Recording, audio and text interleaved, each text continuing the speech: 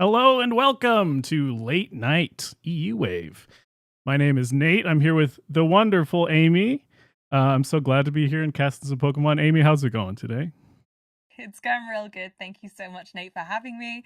It's strange being on another channel, but also incredibly flattering. So thank you so much, everyone, for having me. And I hope you'll bear with me as it's my first time on the late night as a caster rather than a player. That should be exciting. I'm We really just hyped. have gotten our top 16 paired. Have you taken a look at any of the decks we have today?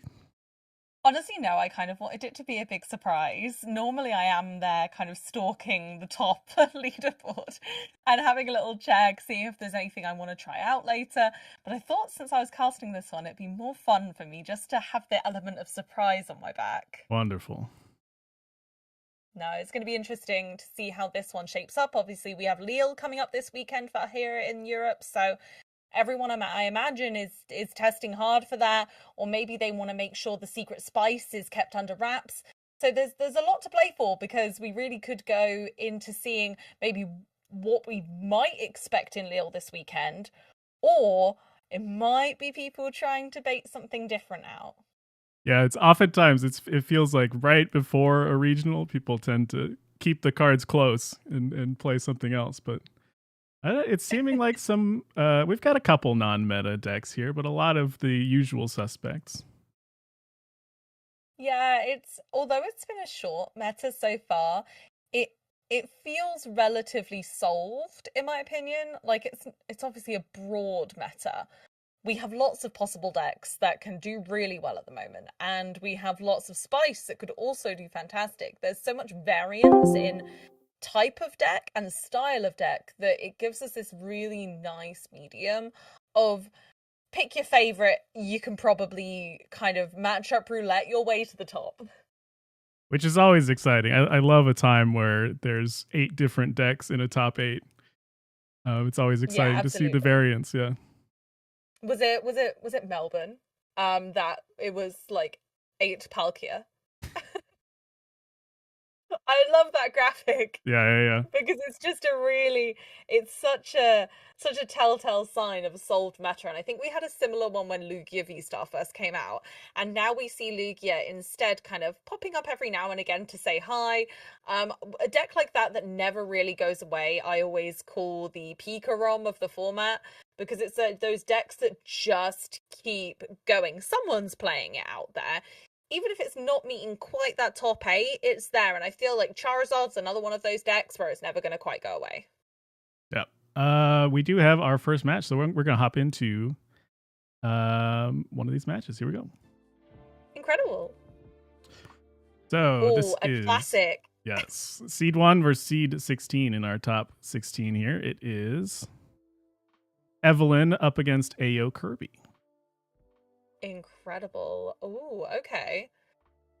Evelyn's got a really nice, strong start here with the Van Rotom bringing out Hoot Hoot Pidgey, ready for the Terapagos.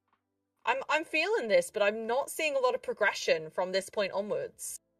Yeah, and the Terapagos, it's always interesting, the coin flip mattering a lot here, whether who goes first and second. Terapagos would much rather be going first, as you can't attack on your second turn anyway. But yeah, there's no Noctowls in sight. There's no Pidgeot in sight. No, not at all. And it's an unusual sight to see actually, where there's almost Buddy Poffin in excess. Too We many. don't really want them. I wonder whether holding back a little bit, burning the Buddy Poffins, I suppose having a more fruitful hand tempts your opponent into the cheeky Iono. But knowing your opponent's playing Charizard so early off the bat, you could assume that Arven would be the obvious choice for it going second. Yeah, but now Ayo Kirby getting that full setup that they would like with this Arven, pulling the rare candy and the Forest Sealstone. They have that Luminion V to have access to that Forest Sealstone, and it seems like they perhaps can get a lot done here on their second turn. It's a tale as old as time, really, at this point. The Arven for Forest Sealstone plus kind of whatever the missing piece there is, but it's always the Arven Forest Sealstone. Ends up getting you essentially 3 cards instead, which is pretty nice. Exactly, and especially being able to go for the Luminion for the Arven in the first place, and then you can hunt those missing pieces. At the moment, for Kirby, I just kind of feel like the board's a little lacking, a little empty. They are using the Star Alchemy now. So the best card in that 41. We'll see what pops out here. But yeah, it does seem as if Charizard is just so consistent lately. Even more so, I feel, lately. And it's being punished less for going first because of that. A lot of Charizard builds with the added basic Pokemon of the Duskull line kind of doesn't feel too bad even going first now, and that feels fine, which is so scary because it used to be if you made Charizard go first, maybe they'd brick, maybe they'd have a slower start than you. But this just feels like such a strong start from Charizard that actually, oh, and the Prime Catcher to finish it off, that's brutal. Knocking out the lone Pidgey on the board. No. Evelyn has a lot of work to do. Like we said, there isn't a Pidgeot on the way anyway, but now it's going to take an extra turn. That's scuppered. Yeah, not having a good time. And the Ursaluna, I mean, we can attack. Damage can get on the board. Realistically, what Charizard's pretty much always going to be a 2-hit KO or kind of a Dusclops, then Unified Beatdown combo. It does leave us damage on the board. Damage on the board isn't bad when you've got the Duskull line. But this still doesn't scream happy days to me. Yeah, and Kirby does not have a lot of cards in hand or ways to draw cards at this point, but you're A-okay just attacking with the Charizard every turn. Yeah, Kirby's not really bothered. They're essentially as set up as they could be right now. This is rather nice. I'm liking this combo though. That Iono came out of here good. Go for a Devo, immediately KO the now Charmander inactive. And actually that does leave Kirby, again, in this weirdly brittle situation with not a lot of Pokemon on bench to back up that Charizard who's now de-evolved, but is in hand still. Yeah, it could be sent to the bottom if Evelyn decides to play the Iono. But there's also a thought to just leave your opponent on 2 cards. You know that one is a Charizard that perhaps they can't play without another rare candy. And they didn't have a whole lot going on last turn either. No, we saw Charmeleon hit the discard pile off of an Ultra Ball as well. So we know that Charmeleon's no longer in the hand. So we can't even kind of go for the slow evolve potential here. Whatever that draw for turn was could be the turning point. It could be great, it could be not great. Radiant Charizard's okay, but there's 2 of the fire in the discard already, so it's harder to find a way to make that attack happen. Oh, you're so right about that. That was such a good call with the just leave it at this point. Get yourself set up, prioritize yourself, babes. The Ultra Ball is everything. Get us the Noctowl, still can avoid using the Iono entirely. Just leave your opponent in that really fragile state. So here's our first Noctowl of the game. Go and search 2 trainers. Pretty good card. Very nice to grab 2 of your most important pieces in the deck and get them going. I love Noctowl. It's absolutely fantastic. The caveat that you've got to have the terrestrialized Pokemon doesn't really feel very problematic in this format. It feels like every deck could play that engine if it had the space or desire. Right. The part that I always forget about is the Ogrepons being Terra Pokemon. Yes, because they're everywhere. The grass Ogrepon. They are literally completely everywhere. And this is that famous Terrapago like checkmate situation where you're putting so much pressure on your opponent. You don't mind that they're taking prize cards. You don't mind that you're giving them that. You want them to have those prize cards because they're doing nothing if they can't recover from the situation of you whittling down their board state. An Iono on a free hand. That's very, very nice. It's gorgeous. And considering you force them to take a prize card, let's go. Yeah, the added combo of making your Ionos more powerful before using them. Pretty strong now. And taking out the lone Duskull on Kirby's end, making it that much harder for Kirby to get anything started on this next turn. There's only 50 health left on this Terrapagos, which perhaps would be a Dusclops, Cursed Blast, but without that Duskull available, that line is no longer It's a lot harder this turn, I should say. Oh yeah, it's not happening, is it? So it's gonna I feel like it's gonna be a very difficult pivot back into a leading position here for Kirby. It seems like this Terapagos is so close to being knocked out, but in reality, there's not that many attackers that can get that going very quickly. No, there's a long old way to go yet for poor Charizard to be able to do much. Radiant Charizard, even in the actives, not really achieving much right now. It's just attempting to slow your opponent down, really. Put a single prizer in the active and pray. Okay, boss's orders could slow things down a little bit here. Except for the fact of the prime catcher in hand, of course. Yeah, I mean, we know that. Kirby didn't know at the time. Oh, it's brutal as well because we've got the knocked out as well. So as if it doesn't add enough insult to injury, the prime catcher's already there. We can go ahead and dual Seeker for 2 more cards of choice. Like, I don't even know what I'd take here. It just feels like the ball is entirely in their court. You might get the Area 0 underdepths and start getting the bigger bench size going. Yeah, I don't dislike the big bench. Oh, okay, Turo might be thinking about removing the damage off that Terapagos so that it's not quite so scary, but I don't know. It's tough because you can't take the Terapagos away if you want to make a bigger bench, but you can if you're kind of fine with leaving it as is for now, which I think has been the decision. Prime catching first.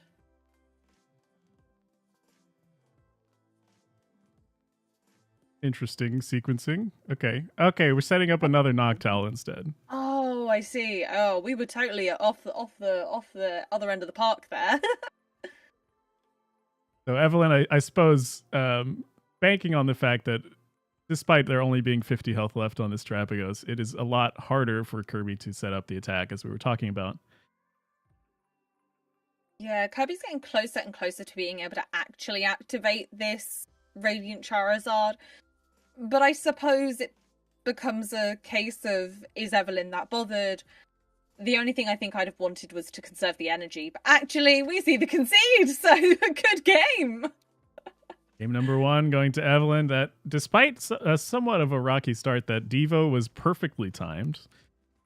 And it really got Evelyn back into the game. It really shows how Devolution, Tactical Machine Devolution has been in and out of decks like the Hokey Cokey lately.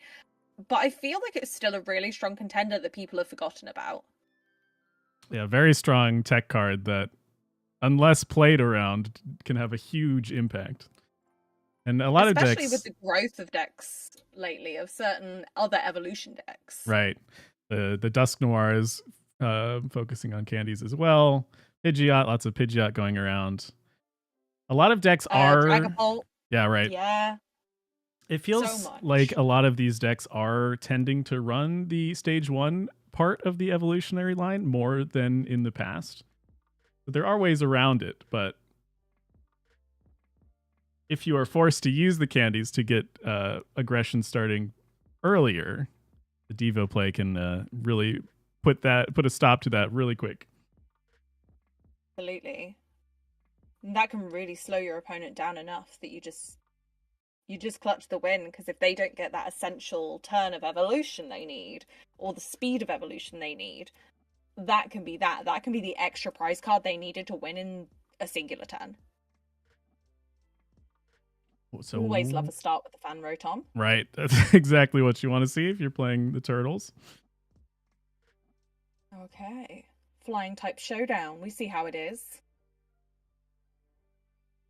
Ayo Kirby deciding to go first again. Yeah, I like that from Charizard at the moment. Like I said earlier, it's just good to get your evolutions on the board. The deck's more consistent now. You're less likely to get that kind of turn 1 Lone Charmander attach pass. Right. So it's not as scary. And there are some decks that can still kind of pull off a turn 2 attack. But also there are a lot of decks that can't right now. I feel like it's very 50-50 into whether you're up against one of those. Because there are so many decks in format. So not a whole lot else going on in this hand apart from the Fan Rotom, which is a very powerful turn 1 option. Heavy Ball has a choice here between the Duskull and a Terrapagos. It's kind of a hard choice. I think I would. I don't know. I was about to say I think I'd take the Terrapagos for sure, because without Terrapagos, that Noctowl does nothing. This way, we can set up because we can go ahead and take Hoot Hoots ready for the Noctowl. If we don't take Terrapagos, we can't activate the Noctowl, so we can't continue to get set up because there's nothing else really going on here otherwise. Right. So even more birds hitting the bench here. Turtles and birds, they're best friends. Probably an idiom about that somewhere. An old fable. Probably. Maybe. I need to look up some like old fairy tales and find one about turtles and birds. If anyone chat knows of one, shoot us it in the comments. Another turn to Rare Candy Charizard from Kirby this game. We don't see the Devo in hand, so perhaps this one will stick around a few more turns. But that Noctowl, of course, could search it out again. Ooh, okay. Prime Catcher again, focusing down that Pidgey, thinking, I don't want you to be able to quick search your game. Look, I accept that you've got a Noctowl in hand. Fine, we're going to iron and hope for the best, but you're not having a Pidgeot. Oh my, and those Rare Candies are pretty sweet. Drawing into the Buddy Puffin feels pretty good as the Charizard player here as well. Set up perhaps a Duskull and maybe a second Charmander or two Duskull. This is feeling like a much stronger beginning setup from Kirby here. This is feeling very nice. The Bidoof. Okay. Oh, we haven't seen much of them around recently. I like it though. I'm a fan of the Bidoof. I still like being Iono-proof as much as people say that I'm wrong because Dragapult's back. I still like a Bidoof. Yeah, it's perhaps been replaced by the Pheasantipity a little bit. That kind of slot in deck building. Okay. Oh, we're not giving up on the Pidgey today. She's back. What a diva. Another Ino back to back. Ooh, and a Duskull and an Underdepth. We're cooking. We're here. We're not going nowhere. We could really kind of full send with this. And it feels like a good option as well. We get to draw 3 cards from the Pheasantipity here as well. And just keep going. Looking for Noctowls, but haven't found one yet. No, we've got the Featherball for a future Pidgeot. But again, with no Noctowl, you're not finding the Rare Candy consistently. So that one Noctowl being at the bottom of the deck right now from that original Iono, I feel like we needed the Nest Ball just to shuffle the deck. Mm-hmm. There was a thought here from Evelyn to save the Area 0 for a future turn. As this one attack, perhaps you're thinking another devolution play. It doesn't really matter how much damage we're doing here. They do decide to commit it this time. Let's see, are there any stadiums in our Charizard deck is a question. There's one collapsed, so that would be the one way they could perhaps punish this play. Yeah, a collapse would be really impactful. I'm not even sure what I would discard if I'm Evelyn. What would you pick out of like all of those? There's a lot of cards you want to keep. The Rotom definitely can go. Certainly. Yeah. You have to keep one Terrapagos. Maybe the second one could go. Yeah. It is tough though. You want to have access to your Noctowls. You want to be drawing cards with Pheasantipity. Yeah, you want the Duskull for Duskull shenanigans, and it becomes a tough choice. It really does. And the board from Kirby's side is looking so much fruitier this time. I love the fact that we've got the Charmeleon as well. We've finally got some reliable backup going on. It's looking and feeling strong. Yes, you are looking to make your second Charizard because there's 190 damage on this active one. You're perhaps assuming it'll get knocked out this game. Drawing a lot of cards from the... Yeah, right. We were able to draw 4 cards from the Bibarel, which is quite nice. And the Pidgeot now finally hits the board. Here we go. Two decks that really rely on the strength of that quick search ability, allowing you to search your deck for one card once per turn. Just anything you like is so strong, and it really is the battle of the birds of who gets that set up first for that ultimate consistency. Kirby looking to perhaps evolve this Duskull. Oh, was it played this turn? The Duskull was played this turn, so Okay. I don't think we'll be able to go for it this turn, but it's definitely something to keep an eye on. Because it's with these decks that work in such a vaguely similar way, you're looking at the decks and thinking, well, okay, who's going to get what set up first? Who's going to make those Duskull and make those really damning moves of being able to KO your opponent's smaller Pokemon before they're impactful? Or who's getting that Pidgeot first? And making those lines and deciding what you're going to knock out and when makes all of the difference. And that's why we keep seeing this Pidgey being targeted again and again and again. Another burning darkness on this little bird. That Pidgey is getting bullied. It was perhaps the only thing that got knocked out last game as well. It's just poor little guy. It's just every turn. Poor Pidgey. It's okay. We have night stretches. Pidgey can be saved. Oh, but bless it. Every time, though, it is delaying the Pidgeot EX by one more turn. And it makes the difference. Your opponent not being able to search for exactly what they want. We got Noctowls, but we're not finding them. Yeah. Where are they hiding? You could play the Iono to get another look, but that is giving your opponent more cards as well. Mm-hmm. And you have a lot of nice tools in your hand that you would like to hold on to. Pidgey once again hits the board. Pidgey. It doesn't give up. That's really good. The little bird that could. That Pidgey is, you know, he's got that way about him. He knows his worth. He's gonna keep coming back. I love that for him. This looks like Evelyn is preparing for a devolution play later on in the game. Countercatching up the Pidgeot to get some damage on the Pidgeot so that you could perhaps knock out the Charmander and the Pidgey at the same time with one devolution. Ooh, painful spoons incoming! But where are those damage counters going to sit?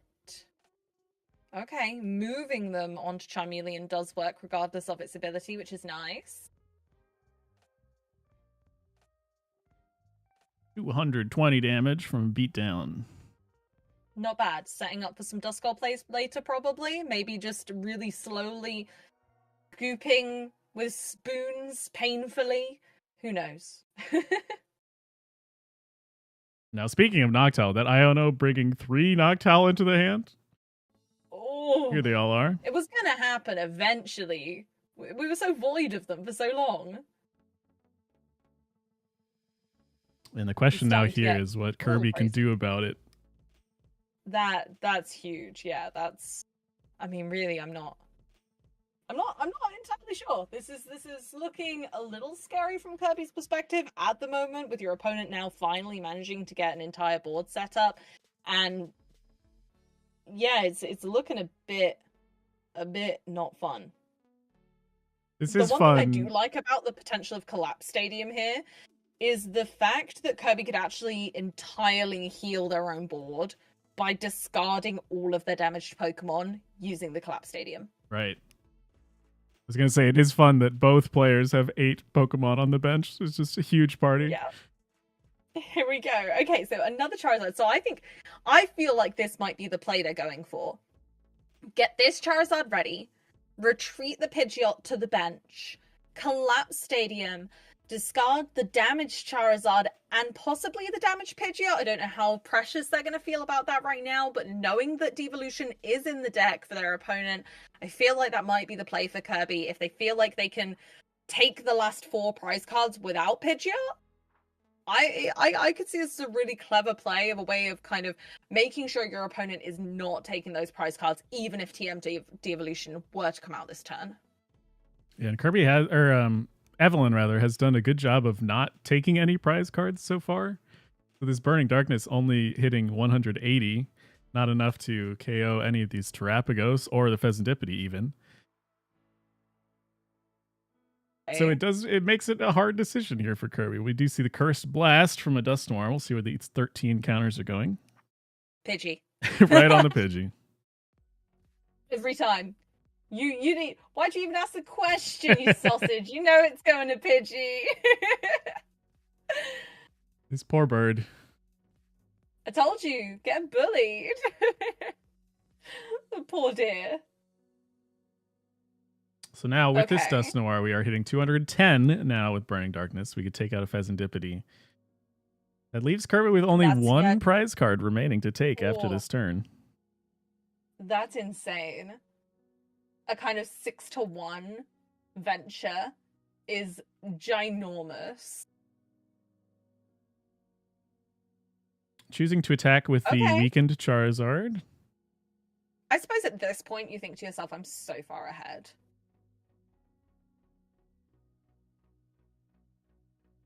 Is the knockout on that Pheasantipity that also, of course, removes the option of flipping the script. Or makes it a little harder, rather. We do have the Night Stretchers that we could go find. Love taking away the flip the script option. Great idea. Now we see the Noctowls for the first time. Might be a little too late here, though. I'm trying to think of how we could stop Kirby from taking a single prize next turn, and it's not an easy proposition. Right? That's exactly what I'm thinking. Even if Kirby just Dusknoirs. Dusclops even. Yeah. We Dusclops? No, we can't Clops. We can only Noir. But even so, it's just such a small order. I feel like, especially with Pidgeot still in play, it's just not feeling very plausible to me. But I'm not the one this far in this event, so maybe we're going to see some magic here. They're looking to find an Ino to 1, which is a good start. Ooh. Finn with the Nest Ball. We got a bear. Bears are good right now. Bears are helpful. Can leave this a little bit harder to knock out Ursaluna in the active instead of our Terrapagos, which is nice. Oh, yes, no. The devolution doesn't feel as strong here now because the Charizard that is on the bench with the 20 damage has the Charmeleon underneath. Right. So it's not going to KO, and then they're immediately just going to be able to re-evolve it and attack the Ursaluna for knockout. And the Devolution will end up taking 2 prize cards from the Pidgey and the Charmander, so a Burning Darkness would be enough then to knock out the Ursaluna. Exactly. But maybe that's not the play, because we don't have the... I mean, do we need energy? Yeah, but no, we don't. No, we don't it's need 5 any down, energy for the TM Devo either, because it works on any attack on the Ursaluna. Moving these damage counters again. Okay. If you could buy a few more turns, then perhaps you could KO the Charmeleon with this Painful Spoons damage, but... Also, does Season Skill doesn't seem to be allowing the TM Devolution. Let's see the wording on that Season Skill. It might be because... I don't know, because it should count as if the item is... Oh, it says Blood Moon used by this Pokemon costs 1 colorless less, not attacks. It does. So it's not attacks, so it does matter. Meaning that we can't use TM Devolution. That is an interesting little tidbit that we, wouldn't get to see very often. I don't feel like that interaction is going to come up too often. Right, because there is the Cramorant that can attack with TMs without any energy. Yeah, because it's any attack, which is why we can also do a Crisis Punch. But we are I feel gonna wait that here. Really sums it up. Yeah. Like, we've got the Pidgeot. I don't know. I suppose Charizard still isn't running many switch options, so It might be that Radiant Charizard is stuck in the active with little to do for now. You can find the one Turo, but even then, it's not a guaranteed return KO on the Ursaluna yet. But with something like a Dusclops, that would do it. Yes. Which may be what this Ultra Ball is going for.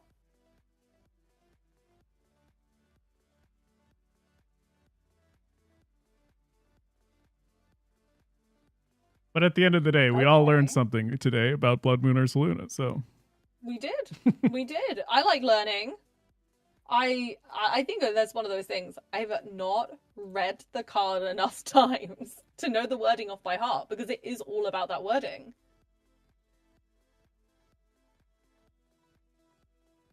Do you see that Curse Blast for 50 damage counters? Luminion will find our Professor Turo's scenario. And we can get the winning knockout with the Burning Darkness. Oh, a nice to and fro from two decks that are very well positioned in this meta. I feel like Charizard's definitely been underrated lately. I think people have forgotten its power. And this is displaying just how much it still can do, especially with all its new friends. Yeah, it is debatably one of the best users of the Dust Noir line, which seems to be the go-to winning set right now because of its interaction with Burning Darkness to let you do more damage on a turn that you previously could. Yeah, that's mad. But it is 1-1 now, so there is a game-deciding final match here. Yeah, will Charizard or Terrapagos come out on top? What would you vote if I had to quiz you right now? I'm leaning towards Terrapagos now with the option to go first this time. It did feel like the setup, we didn't find the Noctowls that last game, which isn't usually what happens, I would say. So yeah, I'm leaning slightly towards Terrapagos. Yeah, I like that. I like that. I'm a Charizard believer though, me. I'm a Charizard believer. I feel like Charizard's being underestimated right now. So we'll see. We'll see who comes out on top. Whether the consistency and legacy of Charizard can come out on top against the kind of tyranny of the newness of Terrapagos. Everybody loves Charizard, of course. I mean, everybody. The perhaps not, TCG players might be a little lower on, but in the general Pokemon populace, everybody loves Charizard. I think you're right about that. In the general Pokemon populi, there is definitely a lot of Charizard love. But I feel like TCG players are certainly the ones, if any, that are going to have a vendetta.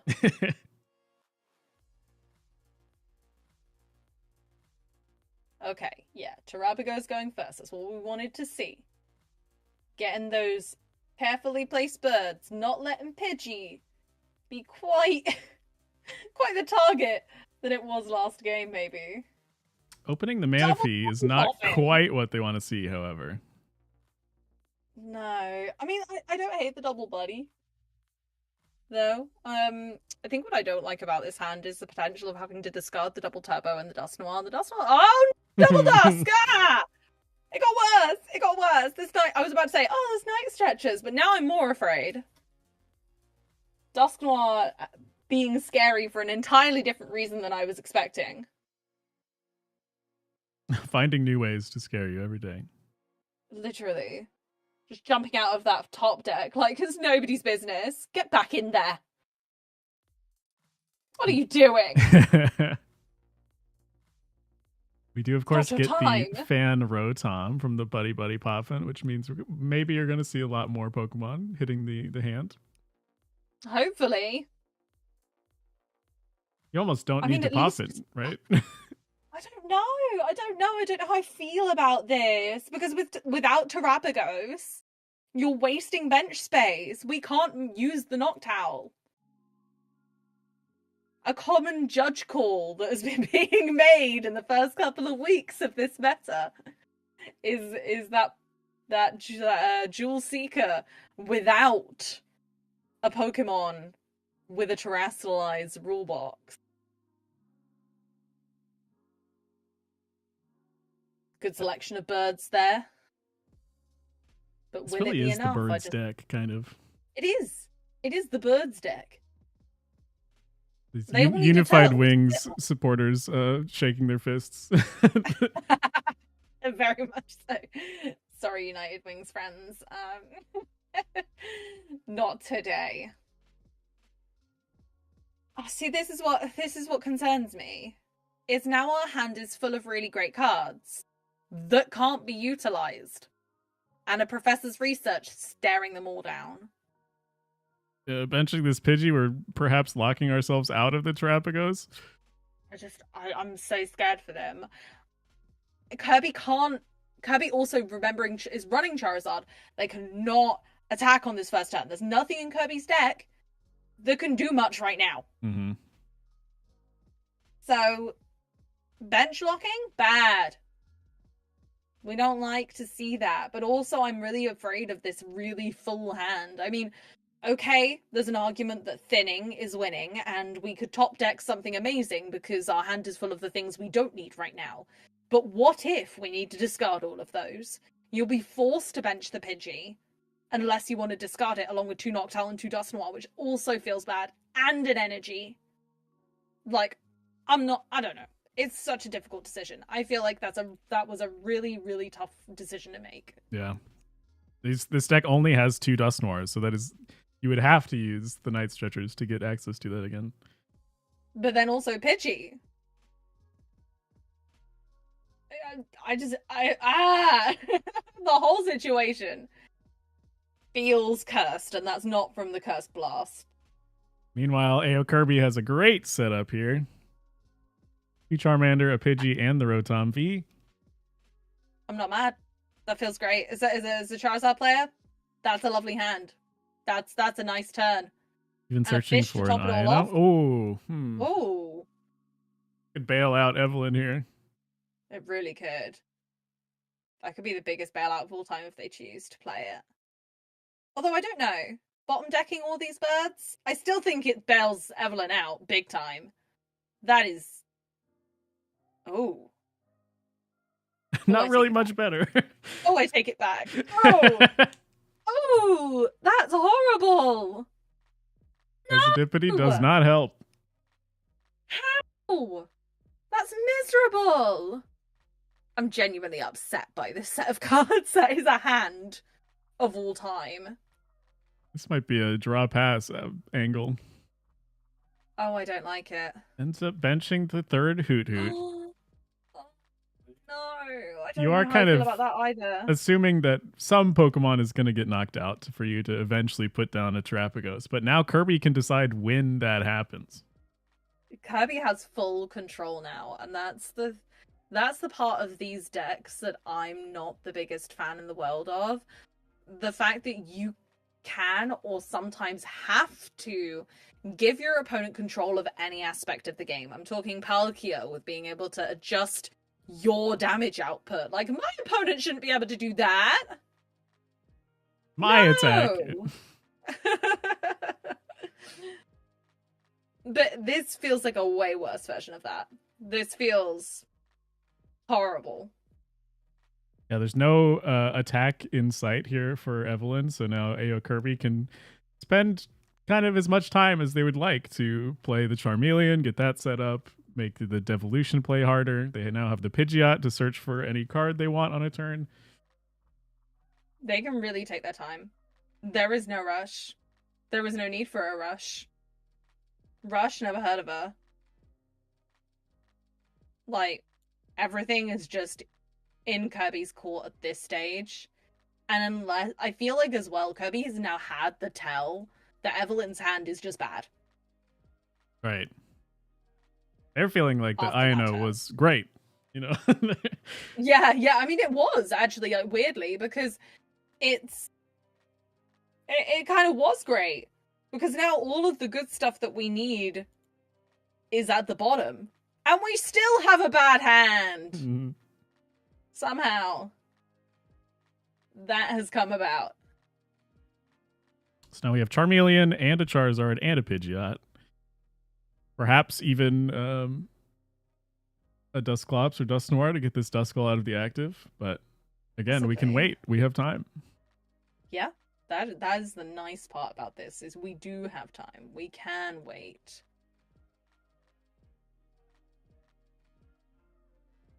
It might be a bit scary to do so. Just an instant charge to end the turn? Or maybe it's the Star Alchemy. It might be the Star Alchemy. It can be either. Realistically, we've assessed very well that, you know, Kirby is in full control here. And Kirby can set the pace of the entire battle from here. It doesn't really matter, in one sense, if they take their time and get set up entirely and then start picking off the birds one by one. Because right now those hoots can do nothing. Now there is an argument to say that we can do a Dust Noir play. But it looks like that option might be being taken away. Oh no. Yeah, KOing the Duskull. The nicer thing for Evelyn is that none of these benched KOs really feels that great. Apart from getting a prize card, which is the goal of the game. But the Duskull feels perhaps the best target of the bunch.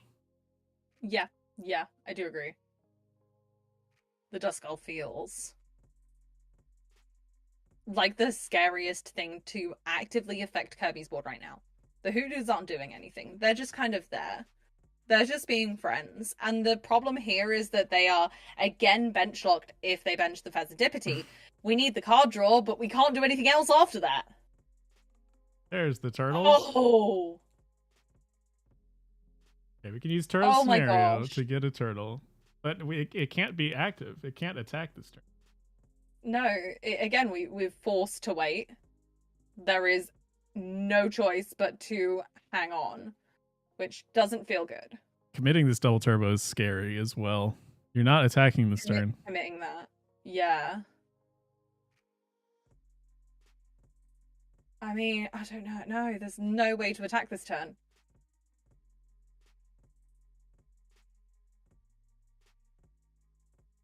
And no Noctowls. There's 2 on the bottom of the deck. And they're still there. We haven't played any cards at shuffle, right? Nope. An unplayable so nest ball in hand would be the only thing. Oh my gosh. That's not a good feeling. Still thinking about using the double turbo. I don't know how I feel about it. It obviously feels bad to just wait around, but you can't attack this turn anyway. And if you commit the energy, that gives Charizard the option of somehow knocking out that Terapagos, and then you're out both the turtle and the energy. Yep. But then if Disruption comes along and it gets put to the bottom again, and then you're hunting for it again with no Pidgeot in sight, it just feels like a really difficult situation all around. Nothing feels great about that. I mean, even this counter catcher on the Charmeleon feels a little bad because it can evolve into a Charizard.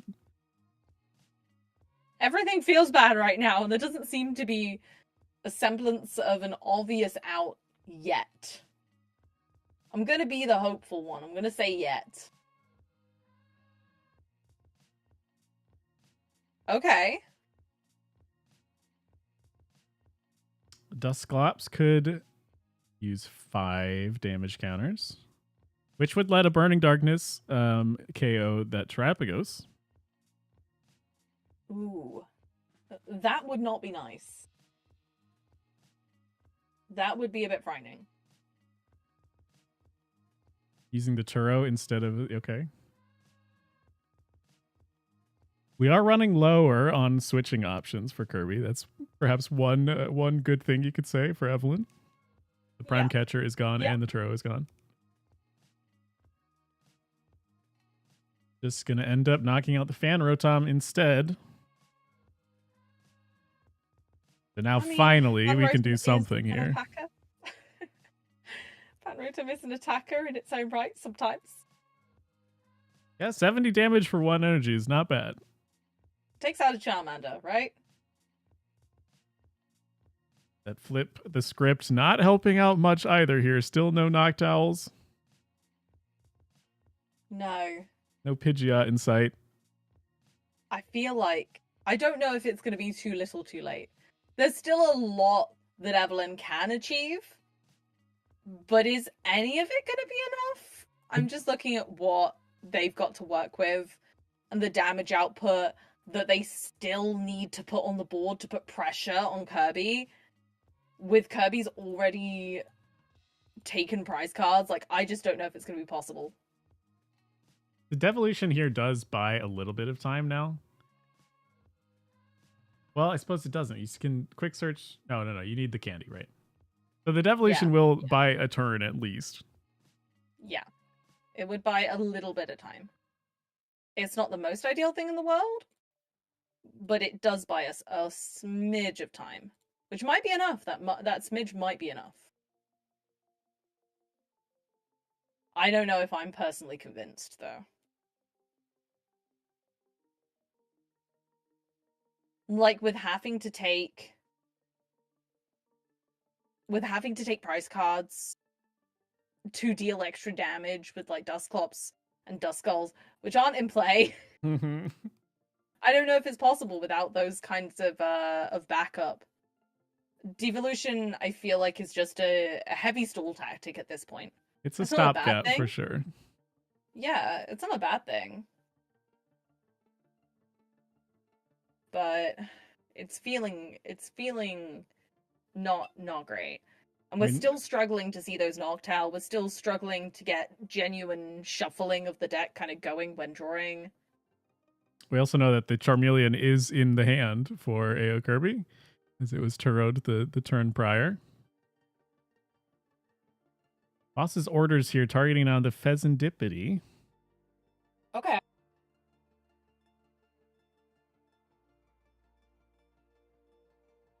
Probably. Is it again like another stall kind of tactic, like back? Like, okay, you stalled me. I see how this is going. Yeah, it prevents an attack bring here. This. Yeah.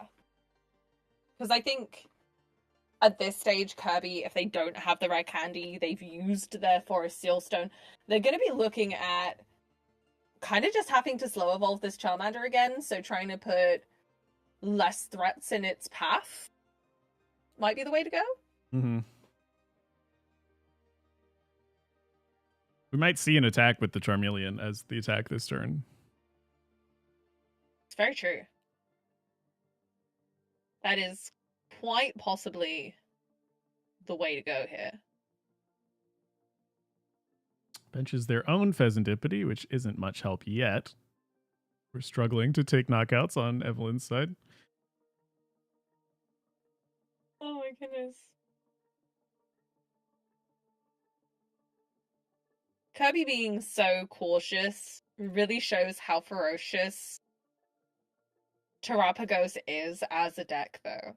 Right. Proving that you have to be this cautious, you need to tiptoe around it, because it can just jump up and checkmate you at any point. Kind of, I think, shows really how much respect this deck has gained in a short span of time. Now, the option here from Evelyn, perhaps we're using this double turbo to retreat the Pheasantipity, which doesn't feel that good. Still no Noctowl. So there's not a lot of other options that we have available. No. And Underdepths is only going to benefit their opponent as well, like, and not really themselves yet. So that doesn't feel great either.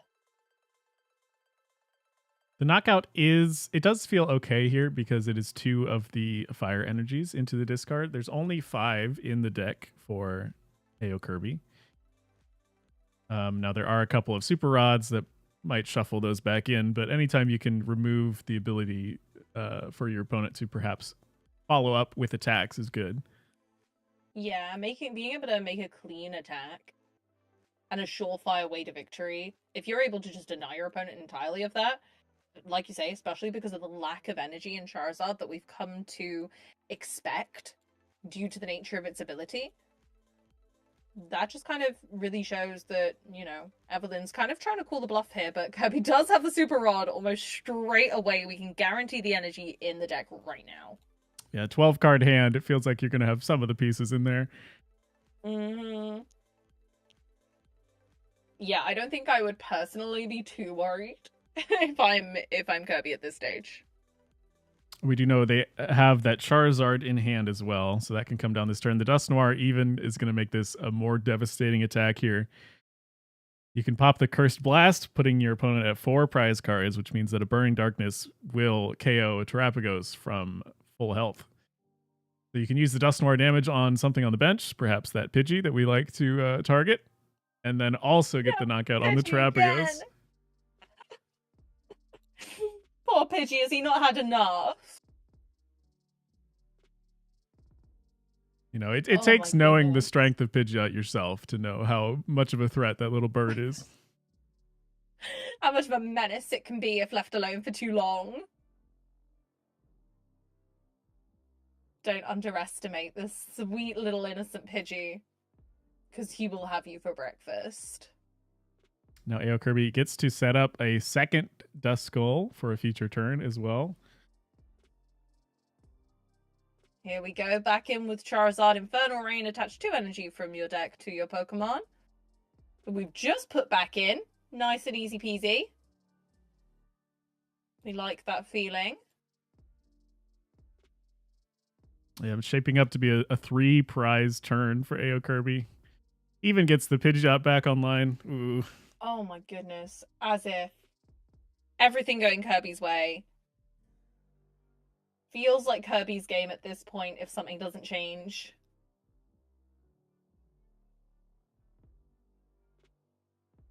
Now they are out of candies, I believe.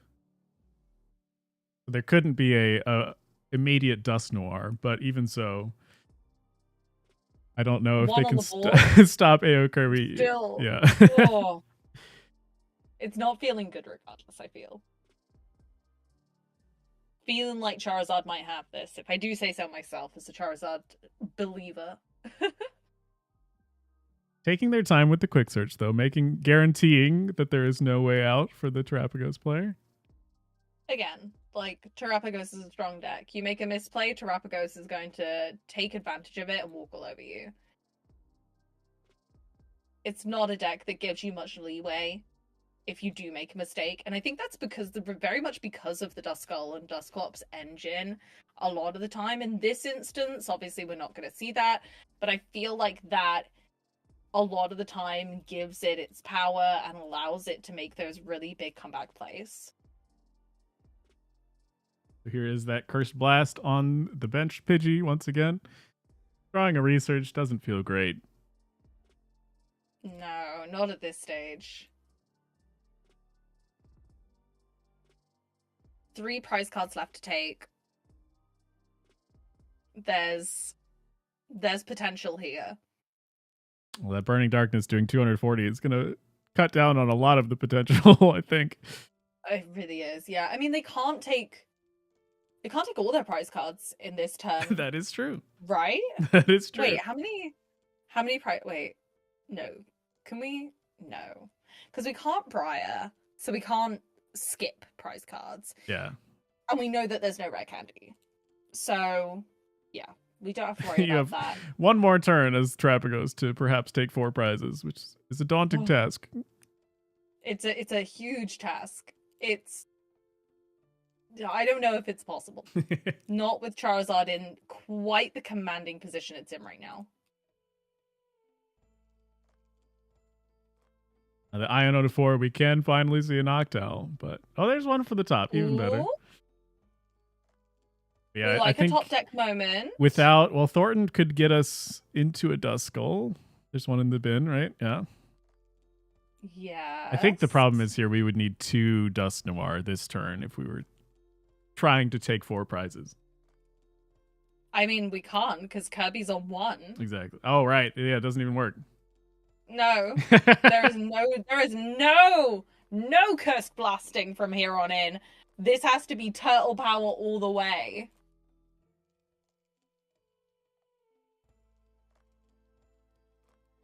Turtles or now, unfortunately.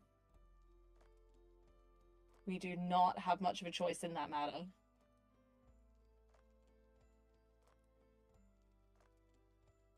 That's Ino. Yeah, even with the Ino to 1, you would have to knock out 2 Pokemon at least to get 4 prizes. And Yeah, whenever you I knock don't. out something, that Charizard would just be promoted immediately. He'll just be there. Yeah, he'll just be there looming over you. Like, yeah, I can do this. It's fine. I unfortunately think this is kind of where this probably comes to an end. I don't think there's a way that Evelyn can get out of this situation because you just don't pump out enough damage. It's just not there. Yeah, the big problem being this Charizard with 330 health. Mm-hmm. It's a lot to get Like, through. it's huge. What on earth are we supposed to do with that? Like, and even then, okay, well, Ursaluna can take out Rotom, Moltres, and Tiffany, so we can take 2 prize cards this turn, but not without a boss. We can counter Catcher, so maybe this Iono will allow for that. No. No. It doesn't find the any energy to be able to retreat this Noctowl either. So No. It feels like a very tall order to take a win at this point.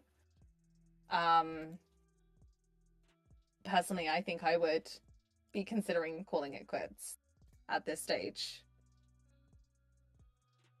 And congratulating my opponent on a yeah, job well done. I'm not sure there's much anything could be done about that. There's 1 prize card in it. And I just feel like that's too much to ask for. I'm not sure anything can help this. Like, even if something could be done about the Charizard, we're not. Oh, okay. Okay, there we are. Yeah, that's back with the Blood Moon. You know, you are hoping that it. perhaps the bear could live a turn, but I feel like this damage needed to go on the Charizard. And even then, you would need to Turo up the bear and somehow find a way to get it active again the next turn. There's too much to ask for when Pidgeot has free retreat. That's the be all and end all of it, really. I know the Charizard can't take this out, but it doesn't take a lot. There it is. The boss's orders to make that change. So unfortunately, yes, that will be the end of the game. We do see a 2-1 win for Charizard there, but you were so right at the beginning with your prediction. It could have gone either way. Yeah, really, these opening hands. Terrapagos was not able to use the Noctowl in those last 2 games, and that was the big difference. Huge difference. And honestly, I'm pleasantly surprised to have seen Charizard come out on top there, especially with Terrapagos being able to choose going first. But unfortunately, that opening hand and the Iono hand following were both so horrible. They were great late game hands. This was early game. Yeah, the top 16 cards or so, all just not usable. Doesn't help very much. It's not a mood, is it? It's not a good look. It's not a good feel. And they were stuck like that for such a long time, Yeah. and it just kind of felt like, cool, so when's the deck gonna start decking? When's it gonna do its thing? When's it going to actually start doing what it's supposed to? I feel like if you were a new player watching that match, you would think, why are they playing that turtle deck? And how did they get here? Yeah. But I can promise you it's a good deck. We saw that from, was it game 1? I'm yeah, getting them the mixed first up game now. was very strong. Yeah. The devolution strong play and was just threw a wrench in the classy. plans. Yeah. Yeah. So yeah, I just kind of feel like that was expected yet unexpected at the same time. So that is, of course, then the Charizard moving on into top 8. Looks like they have a Charizard mirror match coming up in the top 8. I mean, Charizard mirrors are a little bit like a game of chicken at the moment. Yeah. They are Duskulls, Dusclops, and Dusknoir flying all over the place. You're manipulating your own damage and your opponent's damage at the same time whenever you take a knockout, or whether you choose to do your knockouts. You're also trying to push them into the Briar, kind of push them out of the Briar zone, but you into the Briar zone. And it's this horrible coin flip chicken situation. It's a lot to keep track of. Certainly more than normal matches. It's honestly, I'm going to say it's one of the main reasons that I've stopped playing Charizard. Because the mirror stresses me out so much. And Yeah. I just get so frustrated by it. One of the worst matches at a regional that I ever played. No shade to my opponent. They were absolutely lovely. It was just physically the matchup was my Zoro box mirror at a regionals. Oh, I literally went to the bathroom and had a cry afterwards. And again, it wasn't my opponent. They were so nice, and it should have been funny, but it was so stressful because I really wanted the win, and it just wasn't. It wasn't it. It was the most stressful thing. I think I'd have cried whether I won or lost, and I just feel that sense creeping in with Charizard right now, where it's at that really stressful point. Yeah. And it was bad enough already in the prior format without Briar and Dusknoir adding to it. It was already complicated. And now there's like 4 new layers on top. it's a lot. Charizard mirrors are like ogres, they have layers. Oh, it's miserable. I big shout outs to Charizard players out there because you are braver than I, because I hate the mirror so much. And I like the deck and I love how it works and I love the new additions. I hate the mirror. It genuinely is the most stressful thing. So if you're playing it at this high level and you've figured out that kind of to and fro to a T, then props to you. But I feel like it feels coin flippy. It feels like whoever gets that coin flip and picks whether they go first or second. And then there's like an additional layer to that coin flip of, okay, I picked to go first because I want to get the evolution first. Well, do I then actually have enough going on my board to upkeep this game or not? Because I didn't get to Arven. Right. Oh, horrible. Just horrible. I wouldn't wish it upon anyone right now because it is a stressful decision to make, and I feel like it's a tough decision on top of that. Whereas Terrapagos feels more linear in what you're trying to do, but the nuances come in your timings and definitely your sequencing. Mm-hmm. Well, we have a little bit of a different matchup that we can hop into. So, no more Charizards on the screen. We'll take a look at some Palkia instead. Here we go. Oh, going from fire to water as we hop over to Palkia. Oh, against Dragapult? Yes, this is now Julio D on the Dragapult up against Kodo Florit on the Palkia Dusknoir. Incredible. How are you feeling about these two decks? They're decks that have gone and come back battling it out. Right now it feels like anything that can use Dusknoir well is going to do pretty okay. So I feel as though Palkia is a pretty good user of that line. So I'm pretty feeling good about Palkia nowadays. Dragapult, it has always seemed like it will be strong, and it has maybe struggled a little bit in finding its perfect build, and still people are not sure what it should pair with, but I have no doubt that eventually Dragapult will be very, very strong. We'll just see how well it can do right now at this very minute. Yeah. See, I think you're right. It just has one of those moments where every deck that can utilize that Dusknoir line just gets that kind of buff. And I love that Dragapult is back. I love that it's found its way in the world now.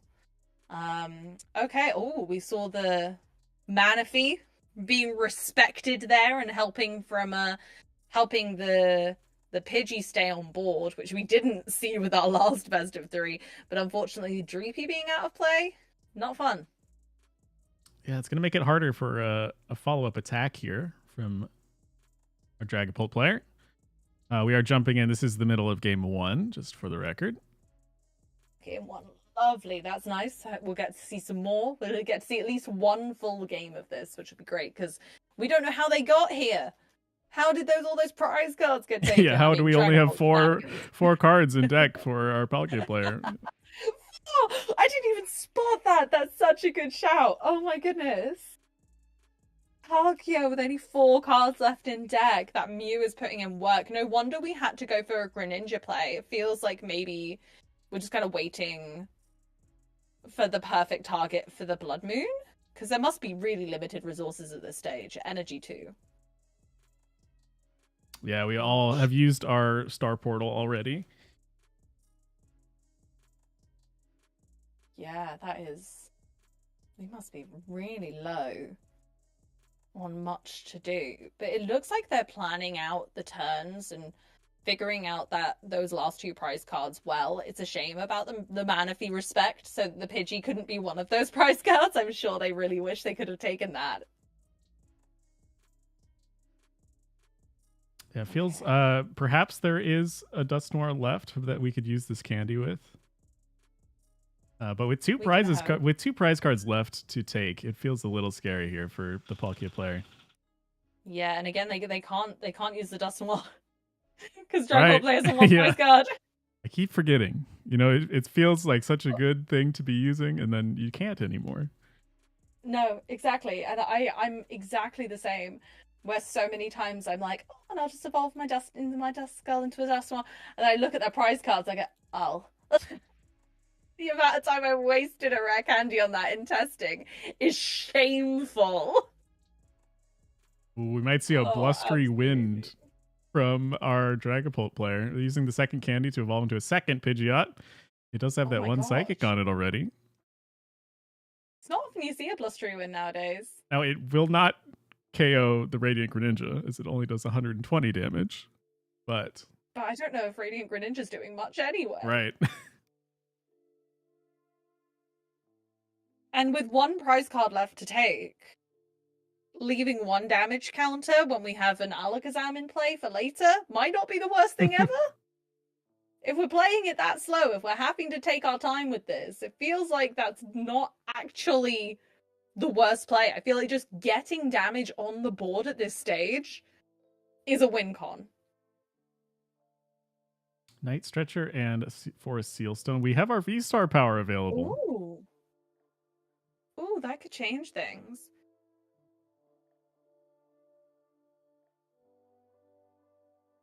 It does mean that we cannot perhaps boss's orders this turn, as we used Arven.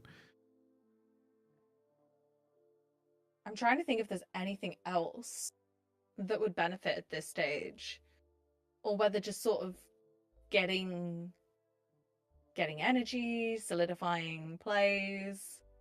Yeah, just the energy for the Pidgeot. Making sure that's definitely an ongoing adventure. Making sure that Pidgeot can attack for multiple turns in a row. Plus Alakazam should do the trick of taking that final prize card. I don't know if there will be any damage to be Alakazam. You know, there's a chance that the Palkia just cannot attack next turn. Yeah, you're absolutely right. I mean, at very least, like they can retreat to save or try and rescue the. Oh, they're going for it. They're going to deck themselves out. Yep. Okay. So counter catcher, yeah, with the Blood Moon, this should work. Oh, there we go. Okay. That's called knowing your deck, folks. That's knowing what's left in there and knowing that there's no threats. We can go ahead, take those last prize cards. Doesn't matter that we're decked out. That was nice. The only card that matters in your deck is the final one, right? Exactly. It's not over until it's over. And it's over now because we managed to clutch that win with the Blood Moon Ursaluna. I like it. I like it a lot. Having that one singular counter catcher is all they needed. Absolutely madness. Like, just the fact that that one counter catcher, they knew it was left in deck, go and get it. With the top deck of the... But that was clutch. Actually, that was like the Pokestop, yeah, with 1 of 4. I guess it was 2 of 4 were good cards. You could just draw the counter catcher outright. Yeah, but there was a slim chance, and you know, if it were me playing, it's 100% chance you miss everything. Because I don't have that kind of luck. That's not me. So we'll see how this matchup works from the start. Yeah, start to finish this time. We had the same brain cell there. Somewhat surprising that counter catcher is the only one in the list as well. So really? Hadn't been spent the entirety of the game. And their opponent might have presumed it was prized, you know. 2 prize cards left. It's not exactly a short straw, is it? Yeah. That's bonkers. Our Dragapult getting to go Okay. first here, setting up your basic Pokemon to be evolved. And ending it with an instant charge doesn't feel too bad. No, feels pretty good. Fire energy on Dreepy. We love that. Nice and easy, making sure that, you know, things are definitely going to get off the ground, at least. What do we think, Amy, of the new Radiant Pokemon foiling in game here? Oh, We just had our update. oh, you've said a buzzword for me. I'm hoping I'm gonna say the positive bit first. I'm hoping that it is a test or like preamble of foiling that's going to go on maybe a new type of card that's coming in the near future. I hope that it's not just for Radiance and that's all it'll ever be used on, because there's still no green hair in game, and quite frankly that's criminal if they're prioritizing silly foiling on a card that's already foiled over my green hair. You know, we got to weigh the benefits of both. Pretty cards, pretty hair. Pretty hair. Who's with me? Like, don't give me character customization this week if you're going to change the foiling on the card once a week. Like, please. Please. Drive me mad. Pretty good turn one here for our Palkia player, though. Crazy turn one. Palkia coming back and showing why it was good in the first place. It's like, I didn't go nowhere. I was just having a holiday. But this is a rather nice position for a Dragapult player to be in. If they manage to set up a Dragapult here, they're going to take at least 2 prize cards, and that's a lovely position to be in. In the best possible world, you're taking 3 prize cards on this turn, and that Lumineon might just seal the deal depending on what they're able to do with the rest of the cards in their hand. Yeah, able to play the Manaphy as well, which shuts off a Moonlight Shuriken play. One of the little tricks that the Palkia likes to do, you know, attacking with this Radiant Greninja, the ability Concealed Cards is great on its own, but the attack being so strong as well. The attack is fantastic. It's like the fact that they can utilize so many different attackers in their deck, like the Greninja. The Greninja is not just for drawing cards in this deck, where it's used so much. Whereas this time, no. Oh no. Yep. We're looking good. Okay, an Iono. Alright. Things I would do to see what's in that hand right now. Buddy Poffin getting a second Drapey. And just, I know, we need to find a lot here. We're hoping to attack this turn as our Dragapult. Maybe that was it. Maybe there just wasn't much of anything in that hand. Oh my. Ends up not finding it either. Not at all. Leaving Palkia in possibly a really demanding position here, being able to go ahead and just straight off the bat take that possible really quite big early lead of like taking out a Rotom here. Or will they prioritize taking a Dreepy with an energy? Obviously we have Sparkling Crystal now, so maybe just the fact that there's 2 in play anyway just kind of poses enough threat of a threat that it's not worth it. I'm not sure. We might be able to do both with the Dusknoir here. We have a rare candy in hand.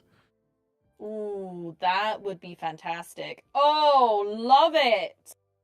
So this Dusknoir could take out that Dreepy, and then we could retreat into our Palkia V-Star to attack. Okay, taking out... Okay, I like this as well. The Dusknoir being able to take out the Manaphy, and now we can Moonlight Shuriken and take out both Dreepy, or perhaps a Dreepy and a Pidgey. Oh, that is certainly something. Either way, taking a Dreepy and a Pidgey, great idea. Taking Dreepy. We like it.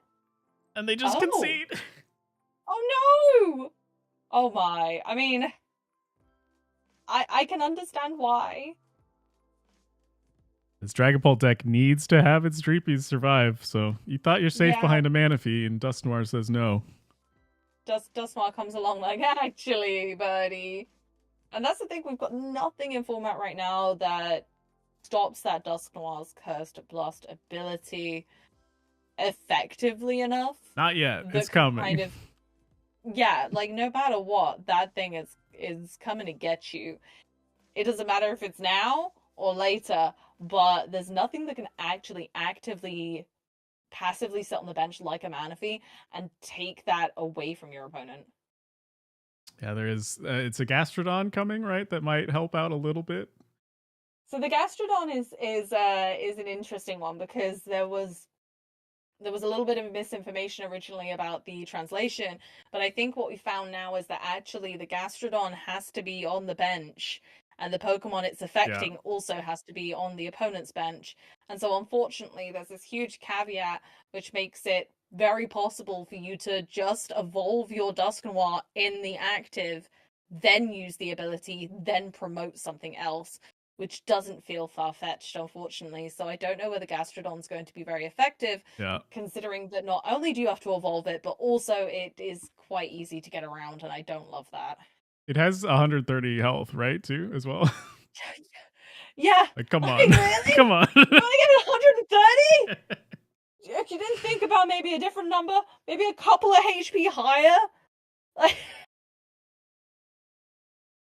I was and I love Gastrodon too. I would have loved a truly playable Gastrodon that feels like a staple if you're fearful of those Dusknoir decks.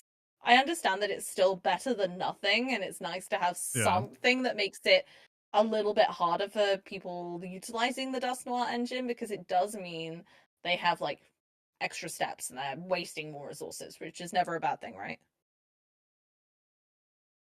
But it does seem like perhaps there are too many ways around it. Still, I don't know. We'll see. Yeah. We'll see. It might end up making a difference. We'll see whether any decks can kind of make it work well enough, but it depends if the which way the translation goes. I think the updated one is very likely the case. um but I mean, maybe, I don't know. No. it just I just live in hope that Dusknoir has some sort of counter soon. I don't think it's like a broken, uncomfortable card to work around. It's just it can just cause these really, really tense situations, which for viewers and for us is great. But if you're a player on the floor at a regional and staring down lines of Duskulls, can time and time and time again can be so frightening, and having to think about how many your opponent has left in deck and whether you're getting the games mixed up after a long day. I just feel like there's a lot to take note of. Yeah. Lot to think of, lot to be considering when you're building decks. So much. And I think that's it. It changes the way we deck build, doesn't it? Yeah. It does Like, feel like techs are more important now, and even sometimes the yeah. techs won't work. So No, and whether you take the text out, whether it's worth running that Manaphy anymore, knowing that, we can just goodbye. Like any, and like you say, like Palkia decks who are really, really infamous for using the Greninja's attack as well as ability.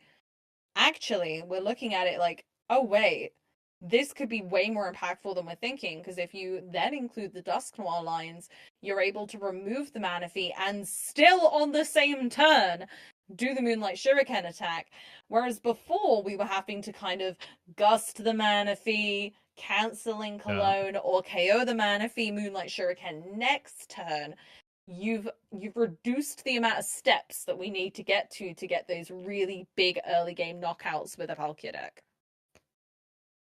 Well, we're going to take a quick break while we get our top 4 players all situated. So don't go anywhere. We'll be back with some more Pokemon in just a little bit.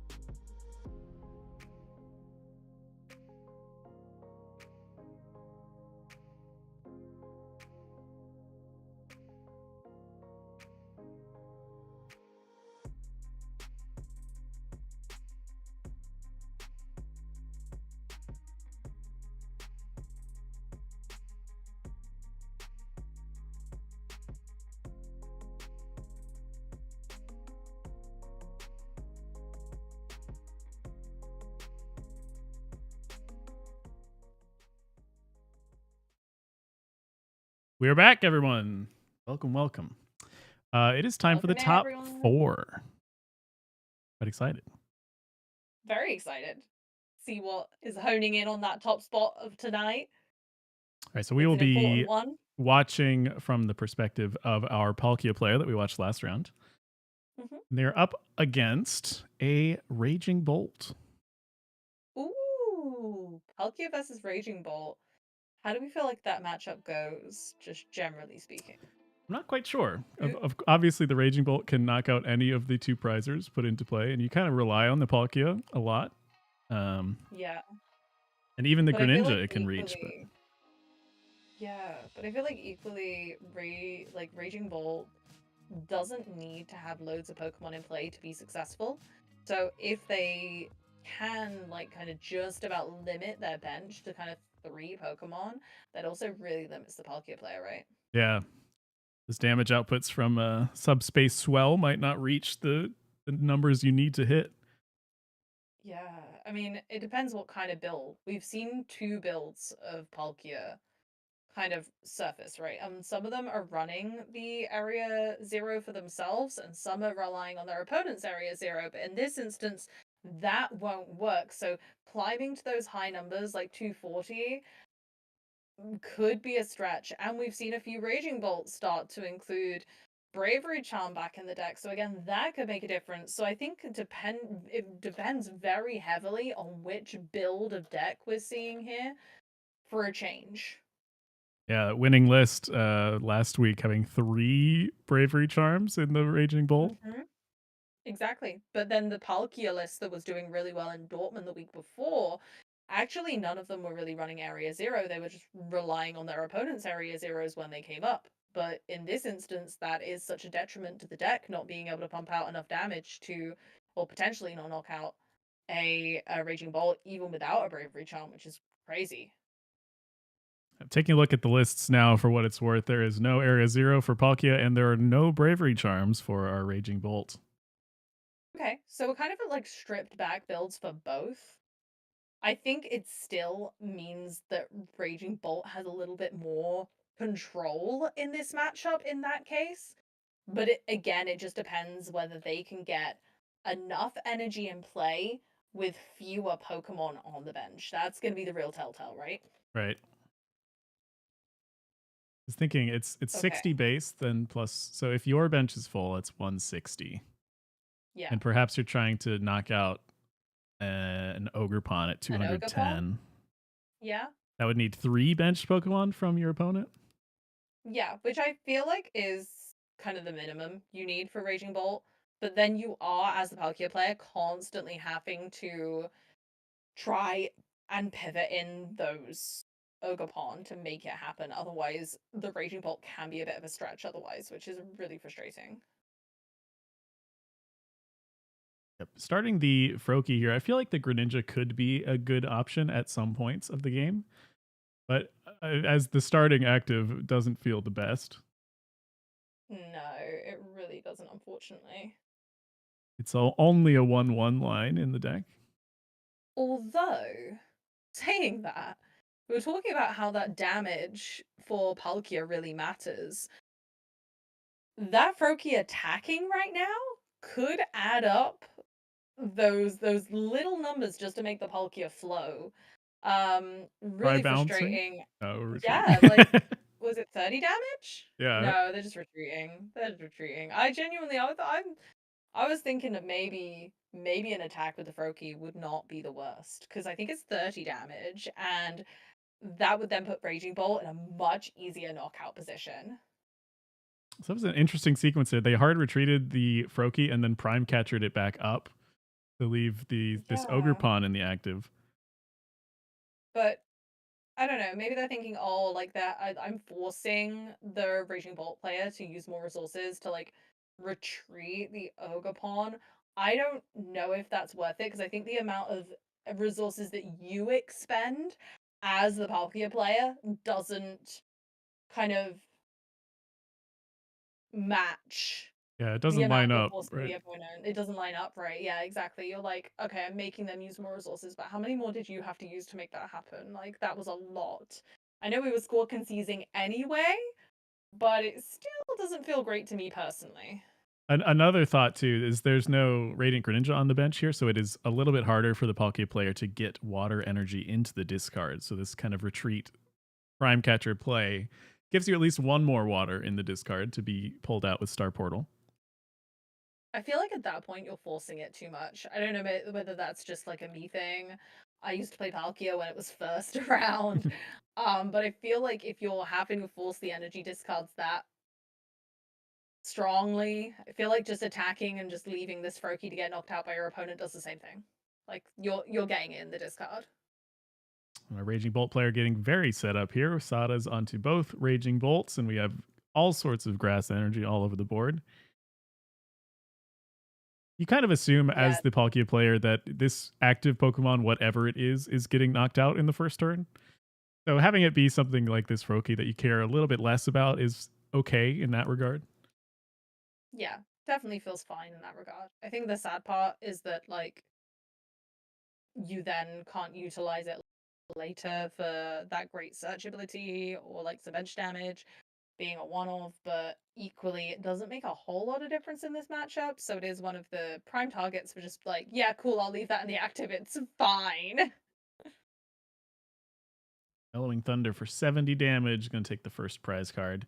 Now, there are 4 benched Pokemon, which means that a potential subspace swell could do some damage here for the Palkia side. Yep, we assessed earlier through a bit of quick math that 4 is that magic number, being able to make it a lot more possible for Palkia to have some kind of game controlling, winning moments where we're able to take genuine one-hit KOs. And we've been in a one-hit KO format for quite a while now. And I feel like we're only just stepping into a format where maybe, I'm only saying maybe, This could be a one-hit huge turn here KOs for are Palkia, the way though. to go. Yeah. We have Dustnora This on the bench. We have a 1 in hand. We could see some big damage numbers here. huge. And getting that second one involved on the bench, so crucial as well. Now we have our 2 Palkia V Stars, both evolved. Seems like they're going to be the main attacker in this game. This 240 number, perfect math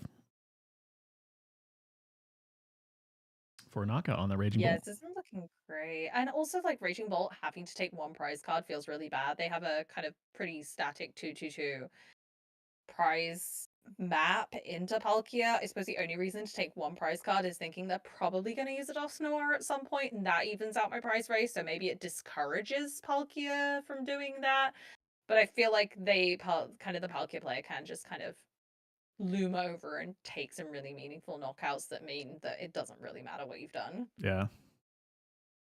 We could at some point see like a double Dust Noir to fully knock out one of these big EX Pokemon.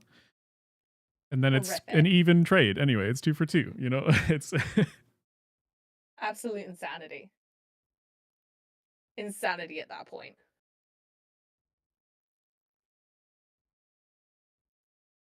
So we'll see what the I don't return know whether it's here. a case of like racing with these decks. I think there's a lot of outplay potential. Yeah, definitely. Like, I don't know if I'd go this wide as a Raging Bolt player. I get that we need to get up to those big numbers, like we need to get to the 280, but it feels like going wide really hurts you. But then the Palkia player managed to get both Palkia evolved so quickly. They really did prioritize that, which is massively the correct thing to do in this situation. But it also kind of, I don't know. At that point, to the Raging Bolt player, do you just give up and you go, cool, yeah, you got it? Yeah. I don't know. Yeah, having this many Ogrepons on the bench, you know, you've kind of committed to it at this point, but it really does make it that much easier for the Palkia player to go 2-2-2 on the prizes. And Yeah, 280 is not that exactly. much. You need 4 energies only for that. Right, exactly. So it's still not crazy, which I feel like is why, from a Raging Bolt perspective, I feel like this is maybe a bit far. Maybe we didn't need quite that many resources on bench to make this sustainable. I think it gives Palkia a lot of power to allow it to hit that hard. Oh, here we go. This could be this could be it. This could just be game. Will it? They'll need to. Oh, they have a nest ball. Yeah, that's fine. This is Yeah. it. This is it. This is the game. This is the turn. This is exactly what you predicted. Exactly what we were talking about earlier. Just continue to get the the pressure on, get the Dust Noirs evolved. The concede Yep. is fine there. Yep, no, absolutely. Assess that their opponent absolutely can take that prize card. Maybe a bit early, because if the nest ball wasn't in hand, then the math ain't mathin'. Well, they had, in that case, they had the Blood Moon Ursaluna, and the opponent was at That's one true. prize card, so it's a free attack, and it can knock out any of the EXs that you would promote. Oh my gosh. Yeah. That's just the power of Palkia right now. That is absolutely insane. And that was even with the Raging Bolt going second, which typically is what they would like to be doing, but it just let the Palkia player set up both V-Stars so quickly. Exactly. And just because they managed to get those set up so crazy quick, it just, yeah, was absolutely insane. So our Raging Bolt player is deciding to go first this time. Starting hand from Palkia doesn't look the best, but has a squawk ability to kind of ease things over here.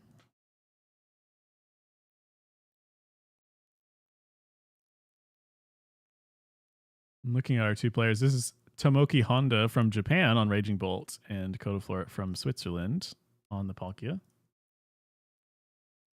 Nice to see some out of region participants here. It's always nice to see the spread. It's a good time zone. Like right now, this is quite a good time for a lot of people. I think the only obvious country I can think of where this time zone is a bit uncomfortable is Australia. Sure.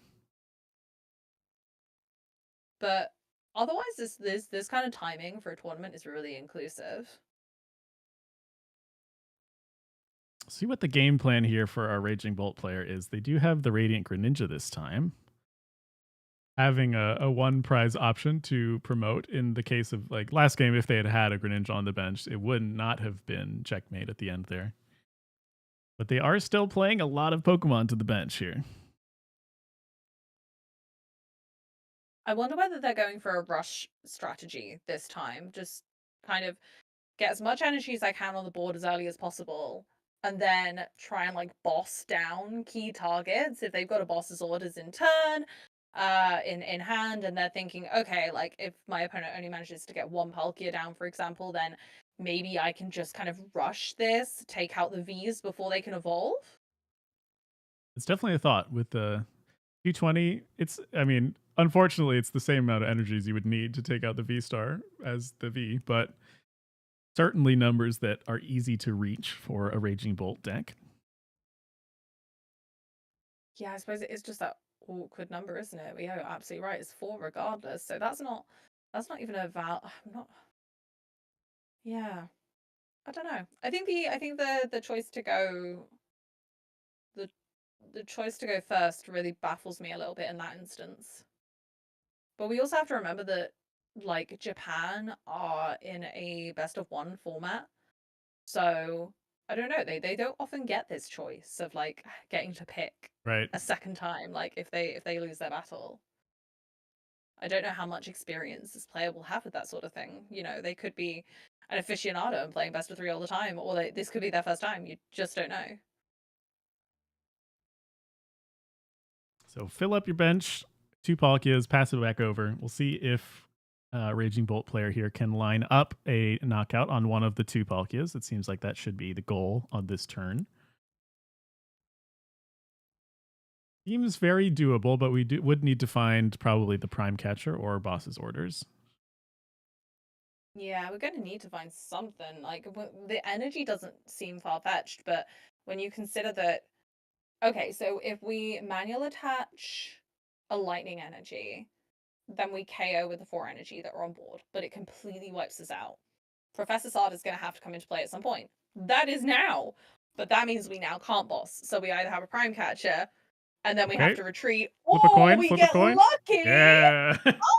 Ooh, let's go. A lot of people have been taking the Pokemon catchers out of Raging Bolt recently, so I totally forgot it was an option, you know? And we do get to take out Sometimes you just need a bit of luck. the Palkia that has the one water already attached. I wonder whether that is the way that I would go with it. I feel like because Palkia already has Star Portal, I don't know. I suppose if you force them to use it early, that's Yeah. good. Yeah, I think you do take the one with the energy still, because they're only 2 energy. It's such an awkward attack number with 2 water energy when you can just immediately Star Portal it all back. But I suppose if you're forcing to use them early, it's good. Yeah, Palkia has always been that very efficient attacker. That's been its strong point. So It's good in some that regard. Dusknoir action. Okay. Here we go with some masterful sequencing once again. Let's see how this turn kind of might turn the tables a little bit. Let's go for a Pokestop, see if we get lucky. Great. Oh, 3 for 3. Incredible. So this lets them now Baby. Dusknoir, Night Stretcher the Dusknoir back, and Rare Candy the second one. Revolting. Revolting. Oh my gosh. Just being able to literally pop off like that. Curse Blast, Bish, Bash, Bosh, Night Stretcher, do it again. Brutal. Can take. Wow. Yeah. Horrible amount of prize cards this turn. And they even have Nest Balls to refill up their bench to take up the slots that the Duskulls had. This is And a again, I think brutal this is turn. why I fear that overbenching from the Raging Bolt player. They've just made this easier for the Palkia player. Palkia player now goes, cool, I'll take 2 Raging Bolt, thanks. Now it is still Because they can possible. still do it. Right, yeah. It's possible here that on the following turn, the Raging Bolt can then knock out the last Palkia, and then it's a little tougher here for the Palkia deck to take its final 2 prizes. But Ooh, okay. Looking at this, actually, the Palkia player seems to have like a real void of basic Pokemon. yeah, Which is going to make this a little tougher, because now they're going to knock out another Dusknoir, knock out the Raging Bolt on the bench, which is going to mean that 2 fewer Pokemon are in play to increase their own Palkia's damage output. And they're not going to be able to get another Pokemon back because they're out of basic Pokemon unless they bench the Ursaluna. which is fine to do. You have the Squawkabilly as your liability already there. True.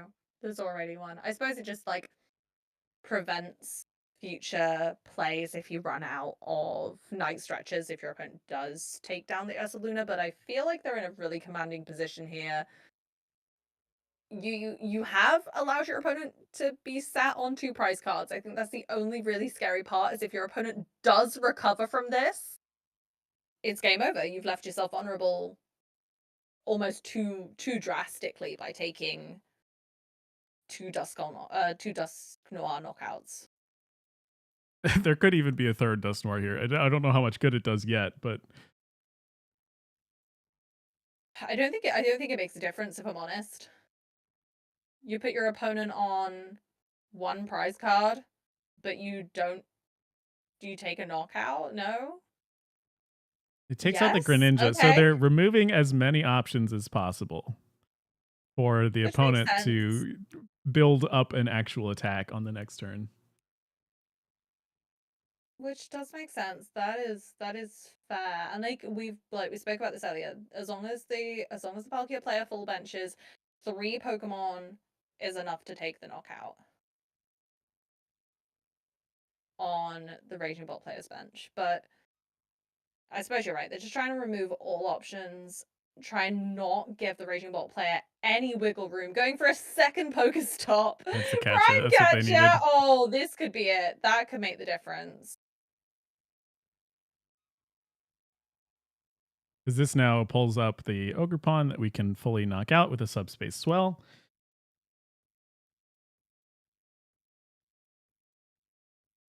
Or the Pheasantipity, even better. Yeah, that's 3 Ooh, cards rather than even 1, I better. suppose. Even better, yeah. Again, removing any card draw off your opponent's board, taking as much as possible so they can't recover, because 1 prize card is it now, which is pretty scary if you ask me. Like, we know that a Prime Catcher hasn't been used from the Raging Bolt player, and there are single prizes. around. I don't know. I feel like this. I don't think I'd be able to make such a big kind of scary play. Yeah, I feel it's like that's terrifying for me. such an I'm too acceleration scared. of this game. There were, I think, 4 to 5 prize cards before this turn, right? You know? Yeah, yeah. And now look. And now it's And I 1 to feel like that's 1. the scary part. I'm petrified of this. Putting my opponent down to 1 prize card. I don't think I can handle that. It's so terrifying. Like, if they just hit the absolute nuts right here, then you're done for. 1 prize card in it. That's just your Greninja. That's not difficult for them. Too scary. So our vessel here gets us the grass energies for the teal dancing. Do we find Nice Asada stretch is to the get real Pheasantity. question. They do need Sada's vitality in order to attack this turn. I'll pad them back Yeah, in, they're gonna give get the it. best Come on, option. look at this. Look at this card draw. Look at this. We're gonna get 3 off Pheasantity, another 2 off each Ogerpon. I think you'd be hard pressed not to see Asada here. It would be incredibly unlucky, I feel. Not completely improbable, Yeah, but unlucky. 3 in deck, and you get to draw 5 out of like 17 cards. We're still going. Thinning is winning at this stage. We could obviously have done this thinning before a couple of those draws, unless we drew It the depends Earthen what Vessel off was of the drawn. draw. If Yeah. that Earthen Vessel was the most recent draw, then we just don't know. Still looking for one more. The final teal dance. Do they find the Sadas? Still dancing? Yes, they do. They summoned her! Oh, it was the risk didn't pay off. The risk didn't pay off. That's what I'm saying. Like, putting your opponent down to 1 or 2 prize cards even is so risky. You just have to hope they don't got it. And I'll admit the Palkia player did an insane job at limiting their opponent's ability to draw cards, but Raging Bolt is just so well placed for drawing a bunch of cards right now. That might have been the largest amount of prize cards taken in a single turn that I've ever seen, because the opponent Honestly, same. took 3, and then the Palkia player took 5, so 8 total Yeah. prize cards on a turn. 8 prize cards, and nobody had won the game at that point. What? What is happening? Absolutely insane. These are the types of matches that will wake you up. You know, you're sleeping through some Stolly This is what matches we're or here control, and for. then suddenly 8 prizes on a single turn. Absolutely beautiful. Insane, but amazing.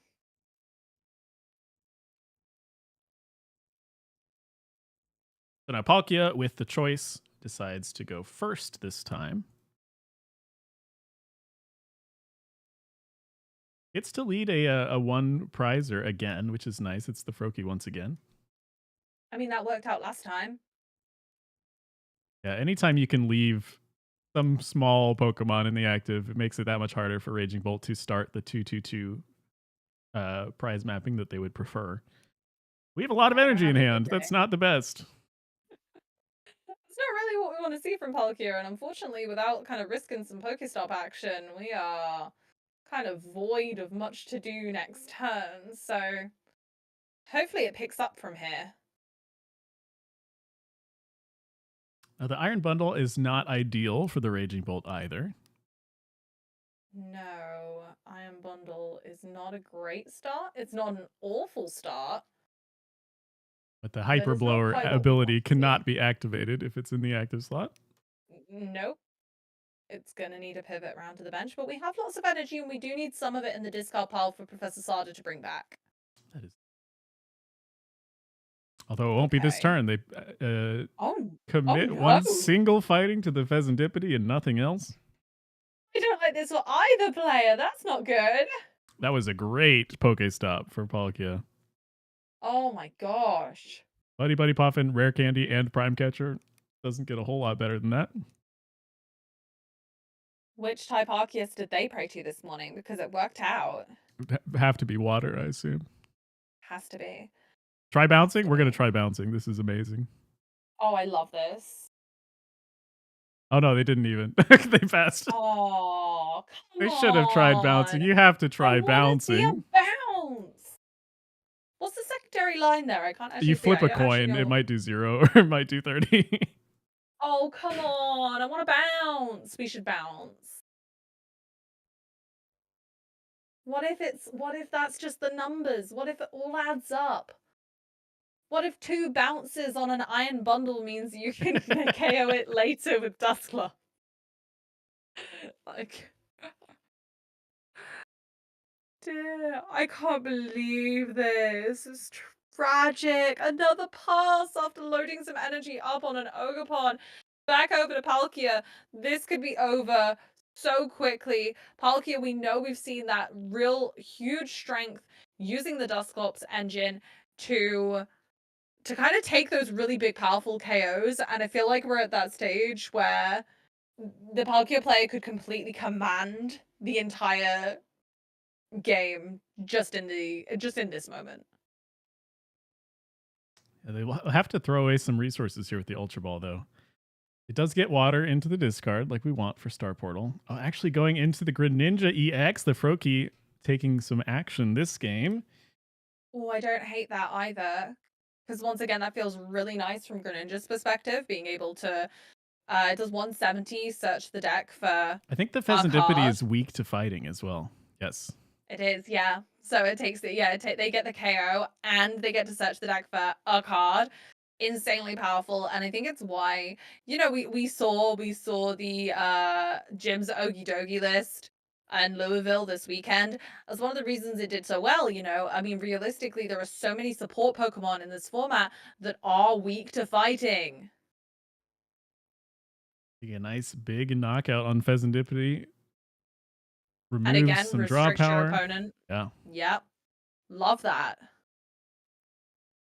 We've yet to see a Raging Bolt from the Raging Bolt list. This Nest Ball might grab one.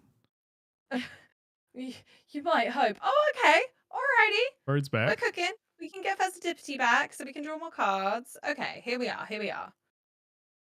This might help to even things out, but Greninja does have a whopping 310 HP. It's going to be a tall order for this long-necked wonder to get a big KO this turn. 330 or 310 rather, sorry. 5 energy cards is a lot to ask for. It is. We got 2 in play so far, but we need a potential retreat cost. So it might be that we might not have enough after that, because that's the issue right now. But If we have a actually, grass in hand, this if teal we have a mask will grass, do it. Yeah, there we go. oh, we're good. It all worked out. But even so, I feel like the Greninja has done its job here. Attacking, taking 2 prizes with only 1 water energy committed, and then Palkia V-Stars can perhaps step in as the next attacker alongside some Dust Noirs. And without a star portal yet, still really well placed to just go ahead and shove loads of energy exactly where we need it. So, oh, okay. Petra take out the Oh, Palkia that's a pretty instead. funky way. Yeah.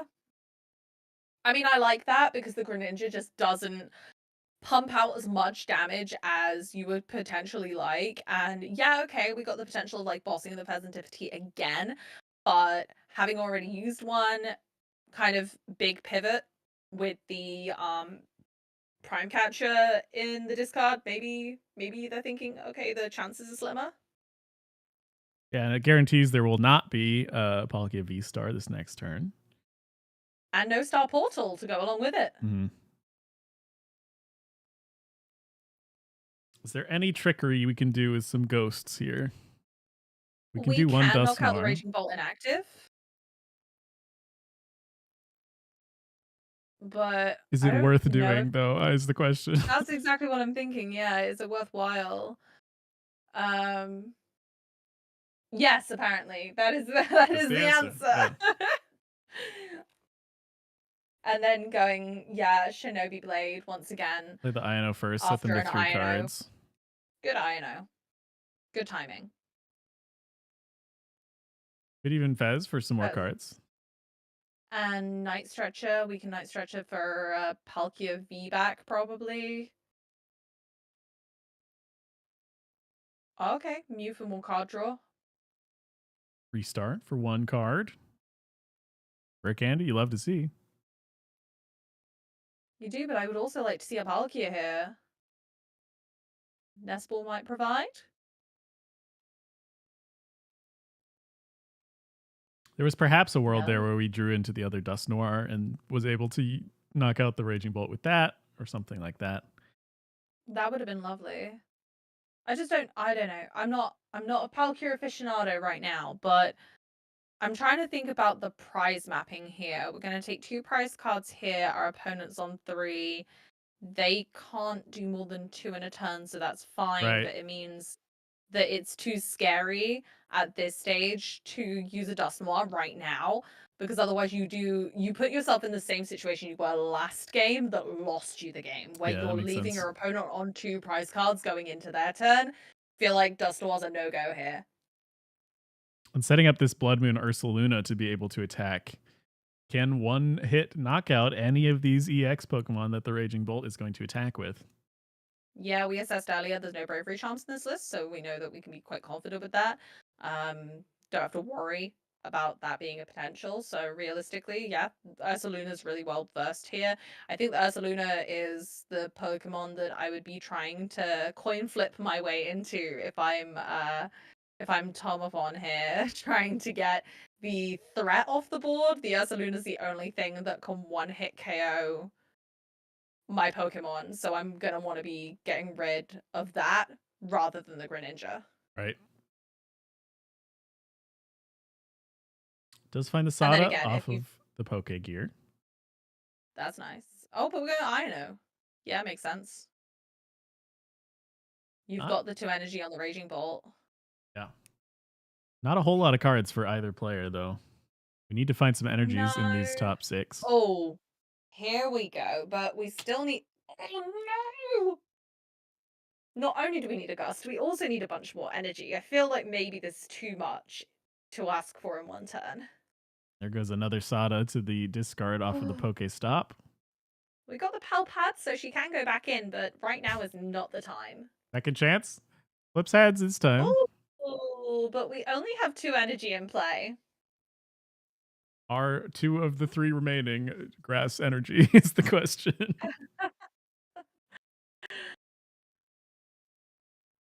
Okay. I'm gonna throw a theory at you here. They're not, but we're burst drawing. Yes, yeah, okay. We're burst drawing because the Ursaluna's stuck inactive, right? Can't attack The yet. Ursaluna can't attack. We could draw a single water and fix that problem. I mean, yeah, now it's we managed to get the other best. Oh my goodness. It's not in there. We can't start portal. Oh, the twists and turns. Big twist. Oh man. Oh my gosh. I thought they had it. That's why the Palkia is so necessary. They got the switch, but they can't take a knockout, right? Yeah, not this turn. Oh my goodness. This is crazy. How did all those waters get in the discard? There may be some prized in the final 2 cards. Oh, there's 9. Okay, that's for Raging Bolt. Okay. So we have Sadas this turn guaranteed. We know that we have. We're good with Sada, but ooh, Hyper Blower. Right.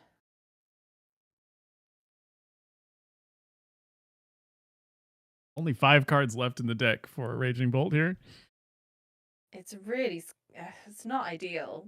Like, obviously using an S-Ball to test the water and see what's in the deck there. I imagine that was the purpose of the Hyper Blower, was just so they can check what cards are in there to see how far it's worth digging. Because we got to be so careful at this point, because Teal Dance and Sada draw us cards. We could draw through the deck so easily here when you don't want to. There's 3 more of those 5 going into the hand. Petra again, we need to hit this bear. We need the Ursaluna. Hit flips heads. The hands. Go for the Ursaluna. Take the big KO, but we're gonna need. I mean, I don't know though, because Greninja still knocks out the Raging Bolt inactive. We'll see if there So can be a follow-up attack. It is a little scary. We need to switch. Because otherwise they just win. Okay, 2 teal dances gives us enough energy, but then we have to find a way to get some cards into our deck. Into the deck. I, We've used 1 I pal pad. Let's see the list. This is so scary. so they've got 3 prize cards left. Yeah, 3. So There's not another pal pad. no, they're just going for it. They're just taking the L. They're taking the L. They're decking themselves out. They can only take 2 prize cards. That's it. It's all over. Palkia wins via deck out.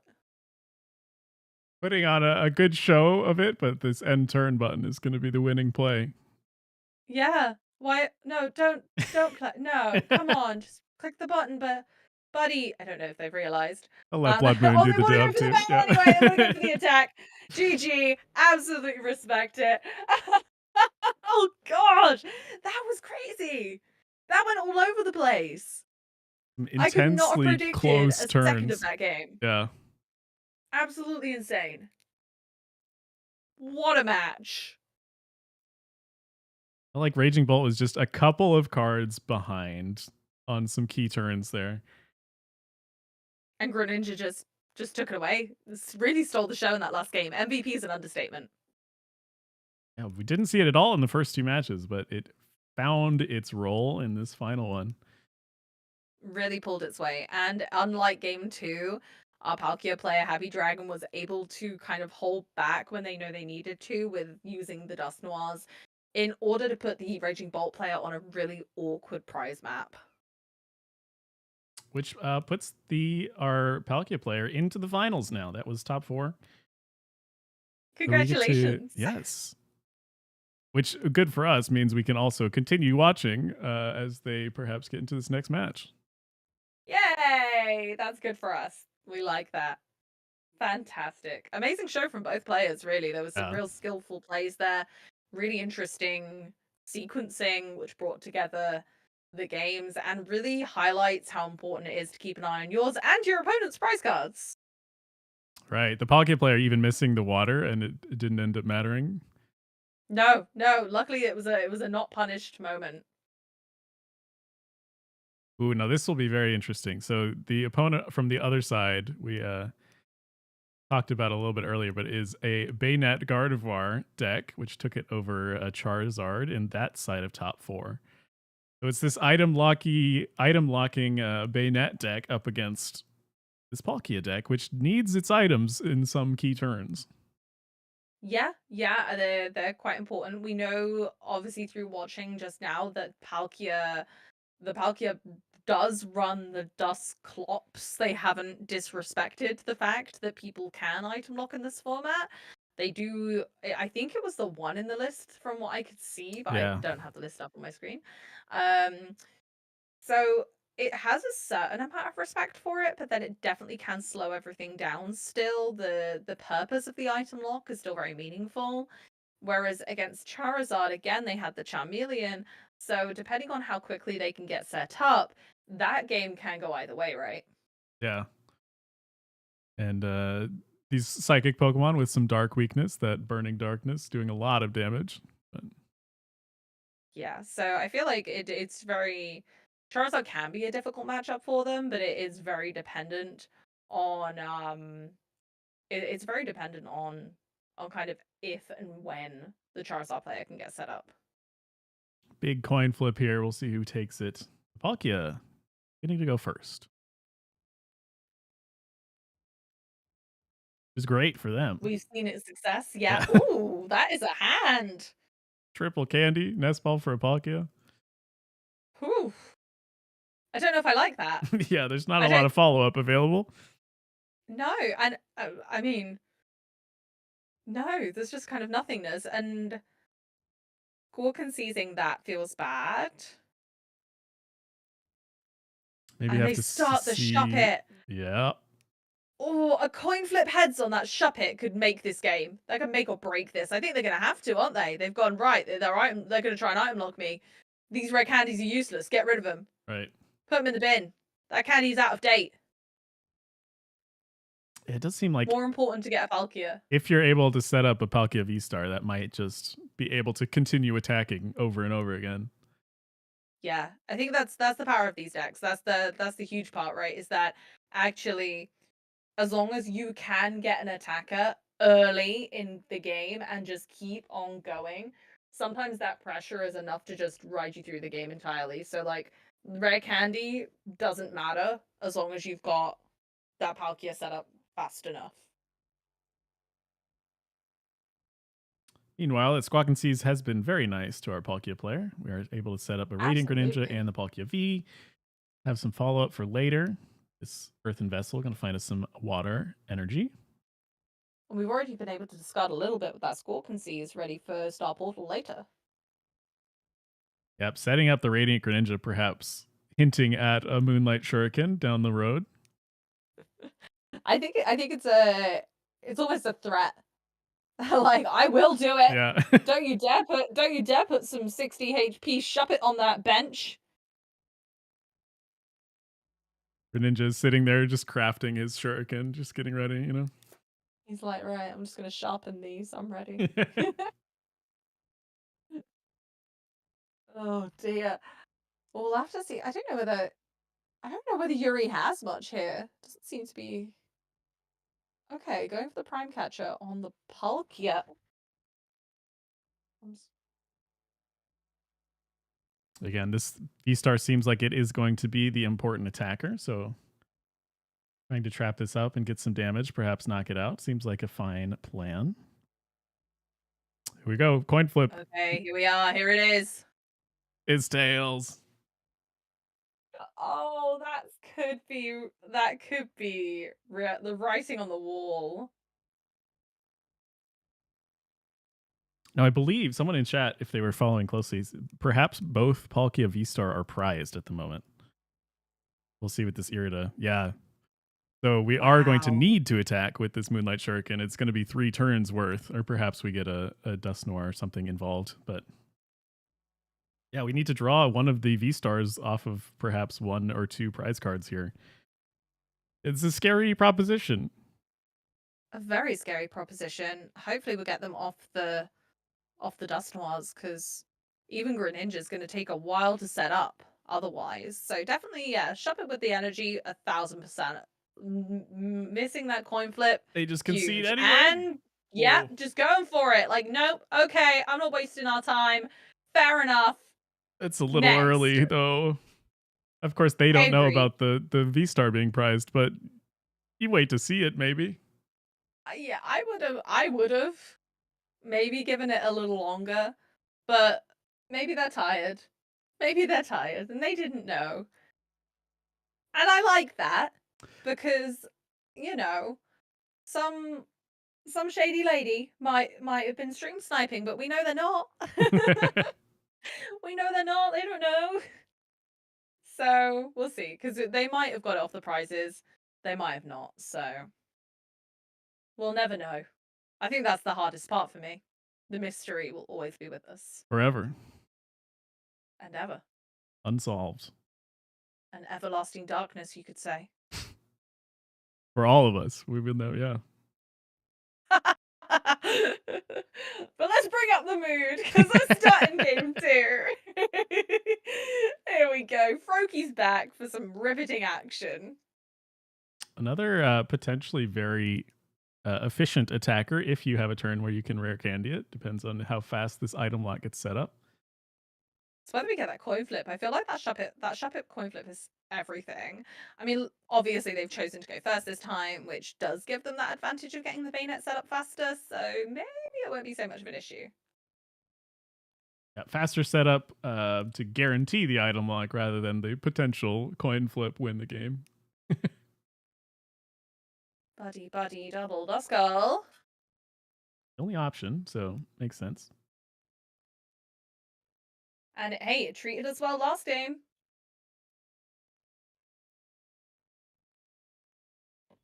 I'm thorough prize checking this time, making sure we have our Palkias.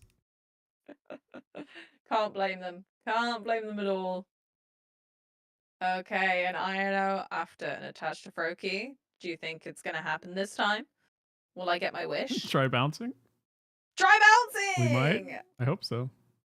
I hope so. I want to see it. I'd love to see the Froakie be used. Genuinely. It's just a Shuppet. Come on, please. Do it for me. If you Try flip two bouncing. heads, that's a knockout. 2 turns worth of Right? bouncing. That's a lot. That's something. It is a lot of And like bouncing, that, though. but also like Baynet has respectable HP. We can whittle that down a bit. Try bouncing.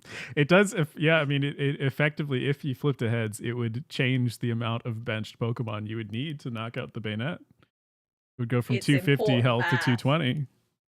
Important math is all I'm hearing. Try bouncing. Oh dear. Hand is getting very set up. Here we go. We're Oh, bouncing. we're gonna try bouncing. Heads. No. Heads. Oh. It was worth a try. I'm pleased to have seen the coin flip on the try bouncing. It made me happy. Thank you. What do you think a failed bouncing looks like in terms of this frog? You know when a cat tries to jump on to like a counter but misses? Doesn't make it. I Yeah. reckon it's like that.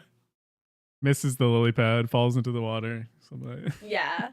And it just kind of brushes it off like it meant to do that. Yeah. He's not embarrassed. He meant to do that. Meanwhile, on the other side here, we now have our Bayonet and a nice Professor's Research for 7 fresh cards. More when you consider the amount of shoes going on here. And Refinement Curlia, always very Oh my strong. gosh. Hey, do you want some more card draw with that infinite seeming card draw? One of the we're big still strengths. going. Yeah. Oh my gosh, there's 2! And we can Greninja's begin still locking. impactful with the 2 Curlia, but... And there we go. Everlasting Darkness. Items locked. We can Dusclops. We cannot Dusk Noir yet. This Greninja is not coming out, certainly. No. No. Okay, yeah, so that, we get... Star Portal Yeah. we still can do, and this We're good. is it enough can do some damage yet? It's not yet, right? With the Dusclops it will be. Yeah, with Dusclops it does make a knockout. And I suppose actually I don't dislike this kind of slow rolling of the Radiant Greninja as well. Just making sure you're attaching once per turn to that Greninja, just kind of getting it ready, being like, I know this Curly is gonna be there for me. Prime targets, That's this girl is, yeah. That's 2 prize cards. Finishing off the turn with an Irida here. Grabbing the candy just in case they miss on the Everlasting Darkness on a follow-up turn would let them get the Greninja into play. Or Dusknoir, perhaps. I don't hate that. I like that.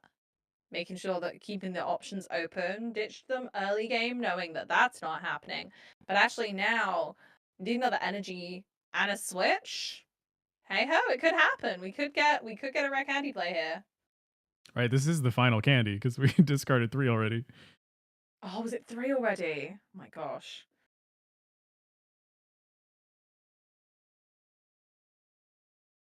Refinement.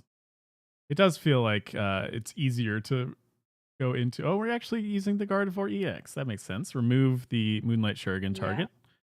Yeah, I thought that might be the next play, is just sort of like allow yourself not only a little bit more aggression with attack power with Miracle Force doing 190, but because, like you very well assessed last game, that Palkia can just now keep going and keep attacking. And so they might forego the Everlasting Darkness, seeing that 3 red candy are in the discard pile, thinking maybe they just don't have it in hand. We know they do, but I think this is maybe an attempt at it. Oh no! Yeah, looks like they're hard retreating into the Bayonet here. We can get the Psychic Energy with the Embrace. I'm gonna do the Monkey Dory Adrenabrain on Froakie or Palkia. Hard to say. You typically want to wait taking your prizes with this Bayonet deck. So spreading it out isn't the worst idea. Perhaps you get to a spot where a Miracle Force could take the knockout, or the Poltergeist, the second attack. Yeah.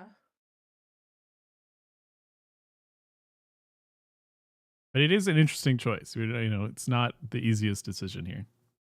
No, it's not. And where you place, you might think, oh, it's just 30 damage counters. Those mean a lot. They mean so much in this deck, where your whole kind of purpose, like you said, is to almost take a bunch of prize cards all in one go. It's like Dragapult with extra steps. 30 going to the active from Adrena Brain. Yeah, I like that. Now we get to stall something else here. Froaky's gonna be in the active, poor little man. Tried bouncing once, never committed. gonna get a chance again. Oh no. Oh gosh, the poor dear. Bounce the Arzon, Pokestop. Io the hand away. Get some nice hand of items that we can't play. And That is the turn. Indeed the case, and that's it. That's the power of item lock. The moment you manage to kind of swing that trade and put that poor Froakie in the active, that's it. You limit your opponent so much, and with prize cards having been taken, a hand of 4, likely to be items when you've got such an item-heavy deck like Palkia. Now it gets a little tricky here because we will not be able to continue Everlasting Darkness on this Froakie as it's going to get knocked out. We'll see. That kind of gives your opponent the chance to put an attacker back into the mix here. So I'm curious what the plan is here.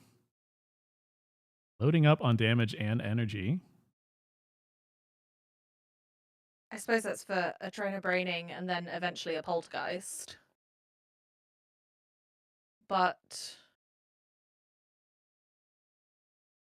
I imagine this might be Radiant Alakazam to move 2 damage off Froakie onto the benched Palkia before KO, because 30 would still KO after removing 2, just to make sure that you're not wasting excess energy, excess damage done to the Froakie. Mm-hmm. And looking at Poltergeist, it's 60 damage for each trainer card, which, as we know in this case, would be 240. Not quite enough to knock out that Palkia. But as we continue to kind of like press and push energy onto push damage onto the Palkia, we get closer and closer to that poltergeist. I think the problem right now is that the moment you knock out this Froakie, which you need to if you're going to carry on with the Everlasting Darkness and continue the item lock, the Palkia is going to come and get revenge for his fallen brother. Yeah, so the counter catcher play onto the Froakie is a little curious to me. We're retreating the Bayonet. Prime catcher back up the Palkia.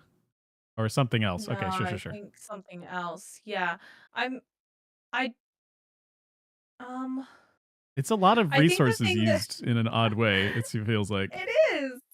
I think I don't understand why we're not bringing Squawkabilly forward.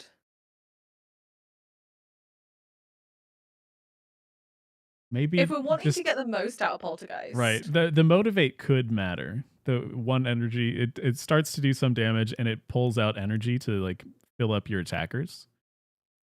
But then 1 energy would help you retreat the Duskull anyway and attack with Palkia. You would just retreat the Squawkabilly at that point, right?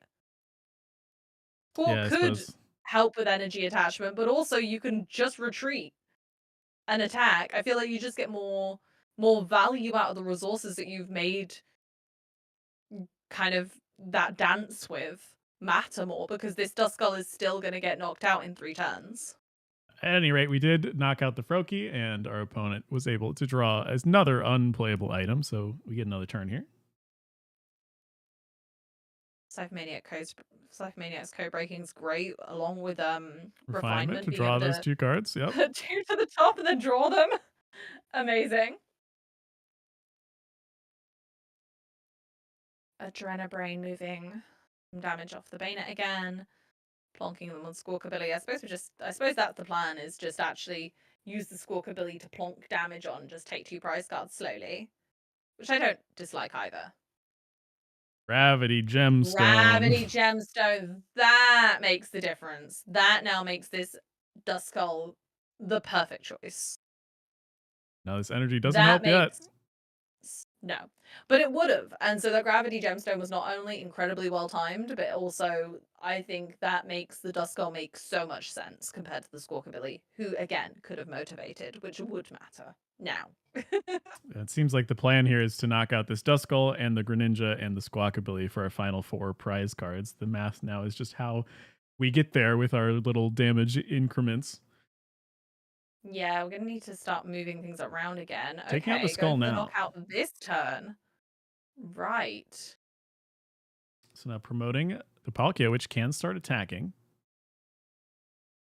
You could go for a somewhat blind Poltergeist. You know that they have 3 or 4 cards that they have not played in their hand, so assuming they might be items here, or trainer cards rather.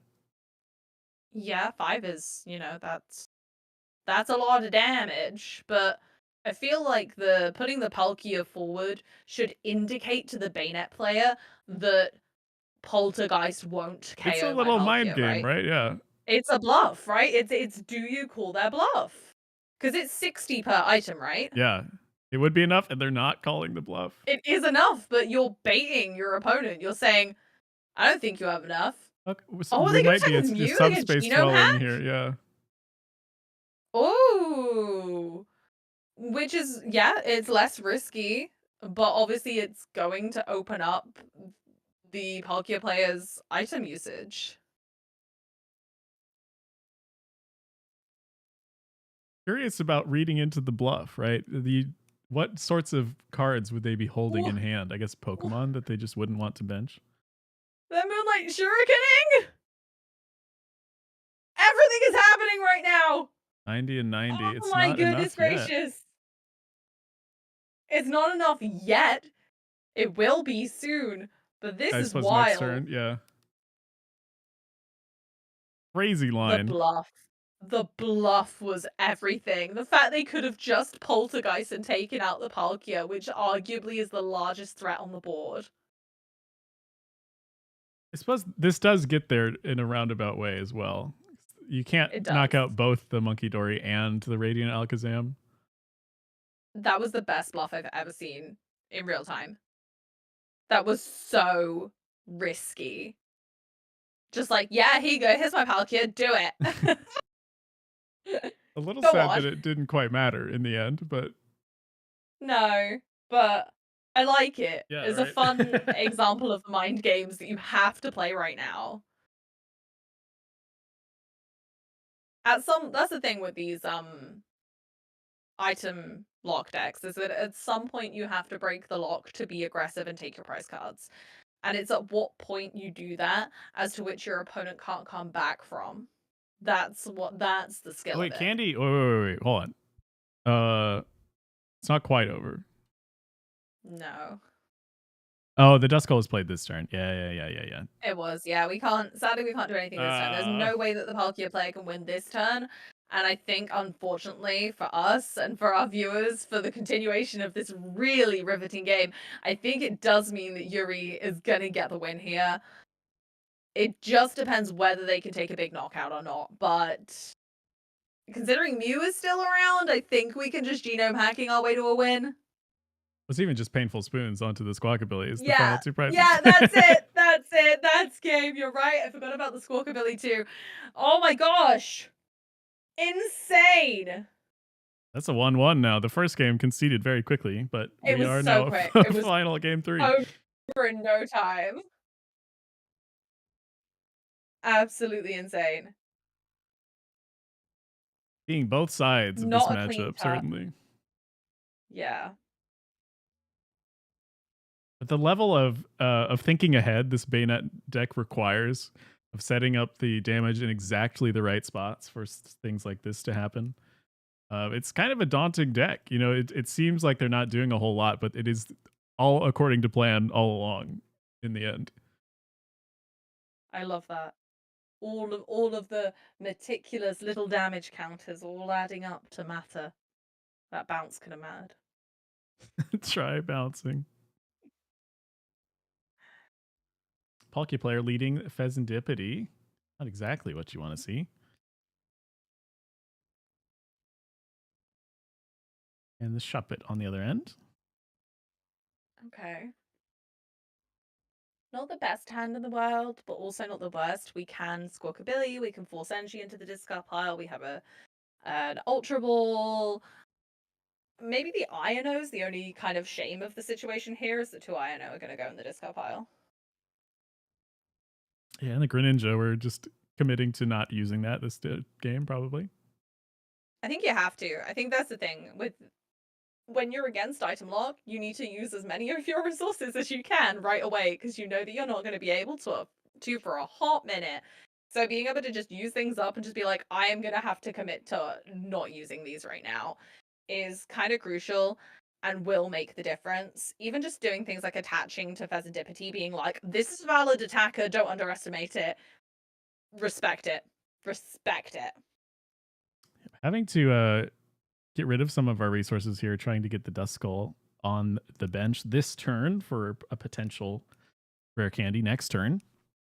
This is another spot where that coin flip on the Shuppet might end up mattering.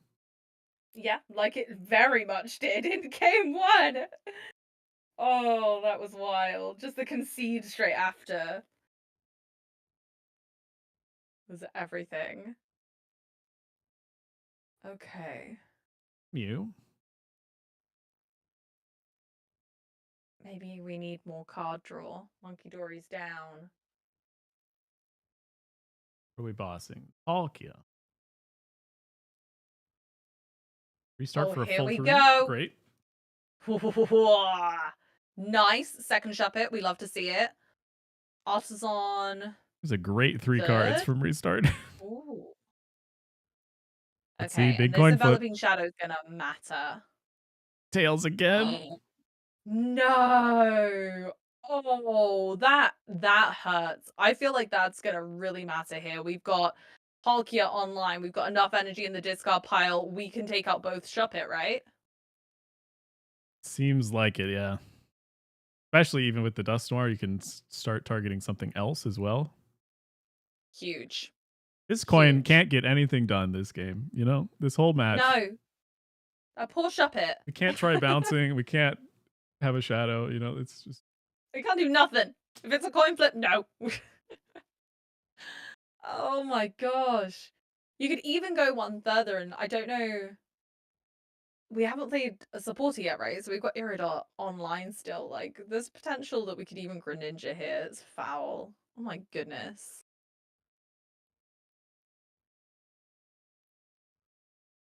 Artisan finds us another skull. Yeah, just Ino instead. It feels like we maybe don't need to Greninja. We just set up this Palkia and start attacking. You're removing the Bayonet option anyway.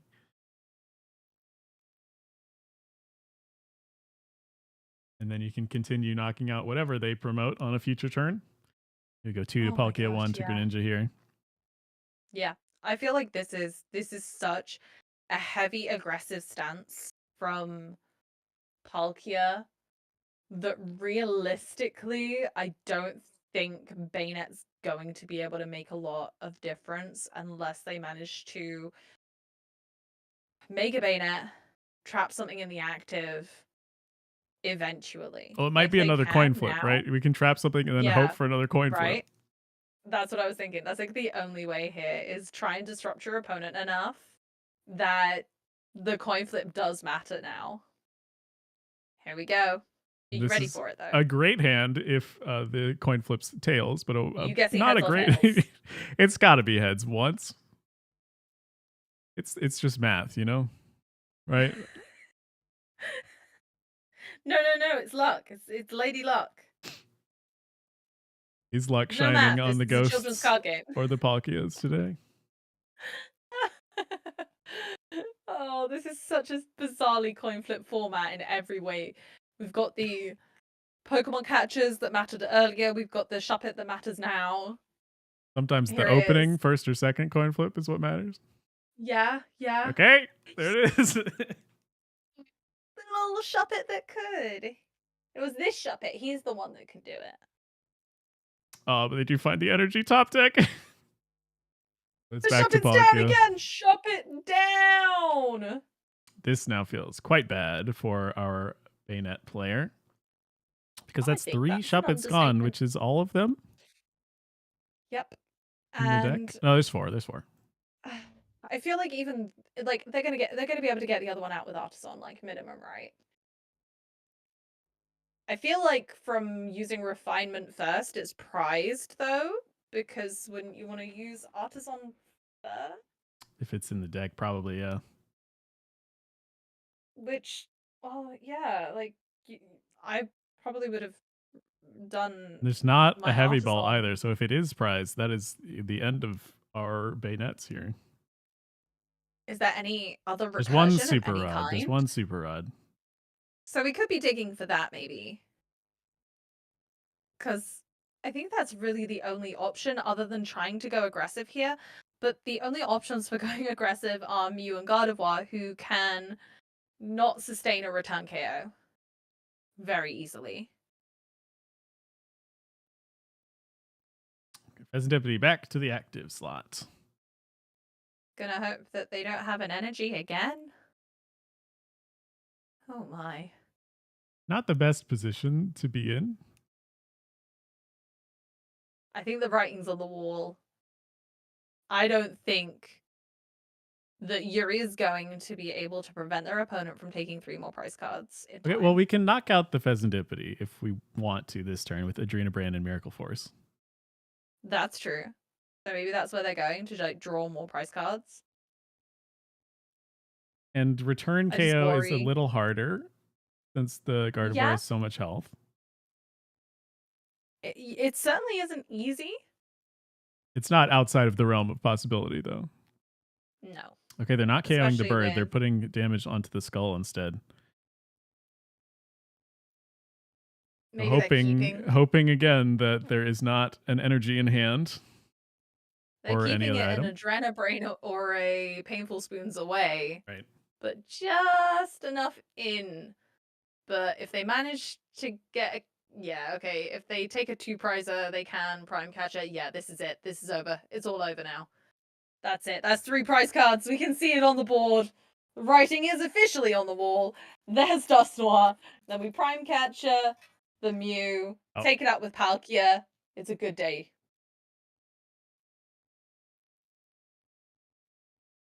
Palkia, I've expected it to be doing very well. So I'm, makes sense that it's here in finals winning over Bayonet. It's not as popular, but has been doing pretty well in these online tournaments. It's been doing great, and I think it really does thrive in that best of 1 format as well. And obviously our Swiss rounds were best of 1, so we can see that it absolutely does thrive in that kind of format. Where if they do get those coin flips, they can just fly to the top. But in Europe, we've seen really great success with Bayonet still in our best of 3 regional formats. So saying that, some players have worked it out. They've got it. They've got the hot stuff. And our champion Kodo Florit from Switzerland. Congratulations! Taking late night. Very, very good. Taking the late night with Palkia, which was a deck that we were very we were anticipating it to be really great when it came back around in this format. We knew that the power it was going to gain from Area Zero and from the Dusknoir line was really immense. But I think the thing that surprised all of us was the Greninja impact on that deck. Right. It's a kind of third axis that sometimes comes into play. Not every game, as we've seen, but when it needs to, this Greninja is a very nice additional attacker. That can put in a lot of work. Like being able to search that 1 card out as well really then solidifies your future turns or puts pressure on your opponent to disrupt your hand. But that about does it for us. It's been a while since we've been able to cast the finals of this EU wave, so it's very nice that we got to see through the whole thing. Amy, thank you for joining us. This has been fantastic. Thank you so much for the invite. It's been an absolute pleasure and a delight. Those of you at home, there is some more Pokemon coming up on this very channel, the NA Wave, later on tonight with Koopa and GGL. So tune in for that. That'll be in a few hours from now. And everybody just exciting to see more Pokemon, and there's lots more coming up. So any parting words, Amy? Thank you so much, everyone, for having me. Hopefully you will see me again over on this side for the EU. But other than that, have a great night. And if you are sticking around, make sure that you put put a like and a subscribe down there so that you get all the notifications. I will see you very soon.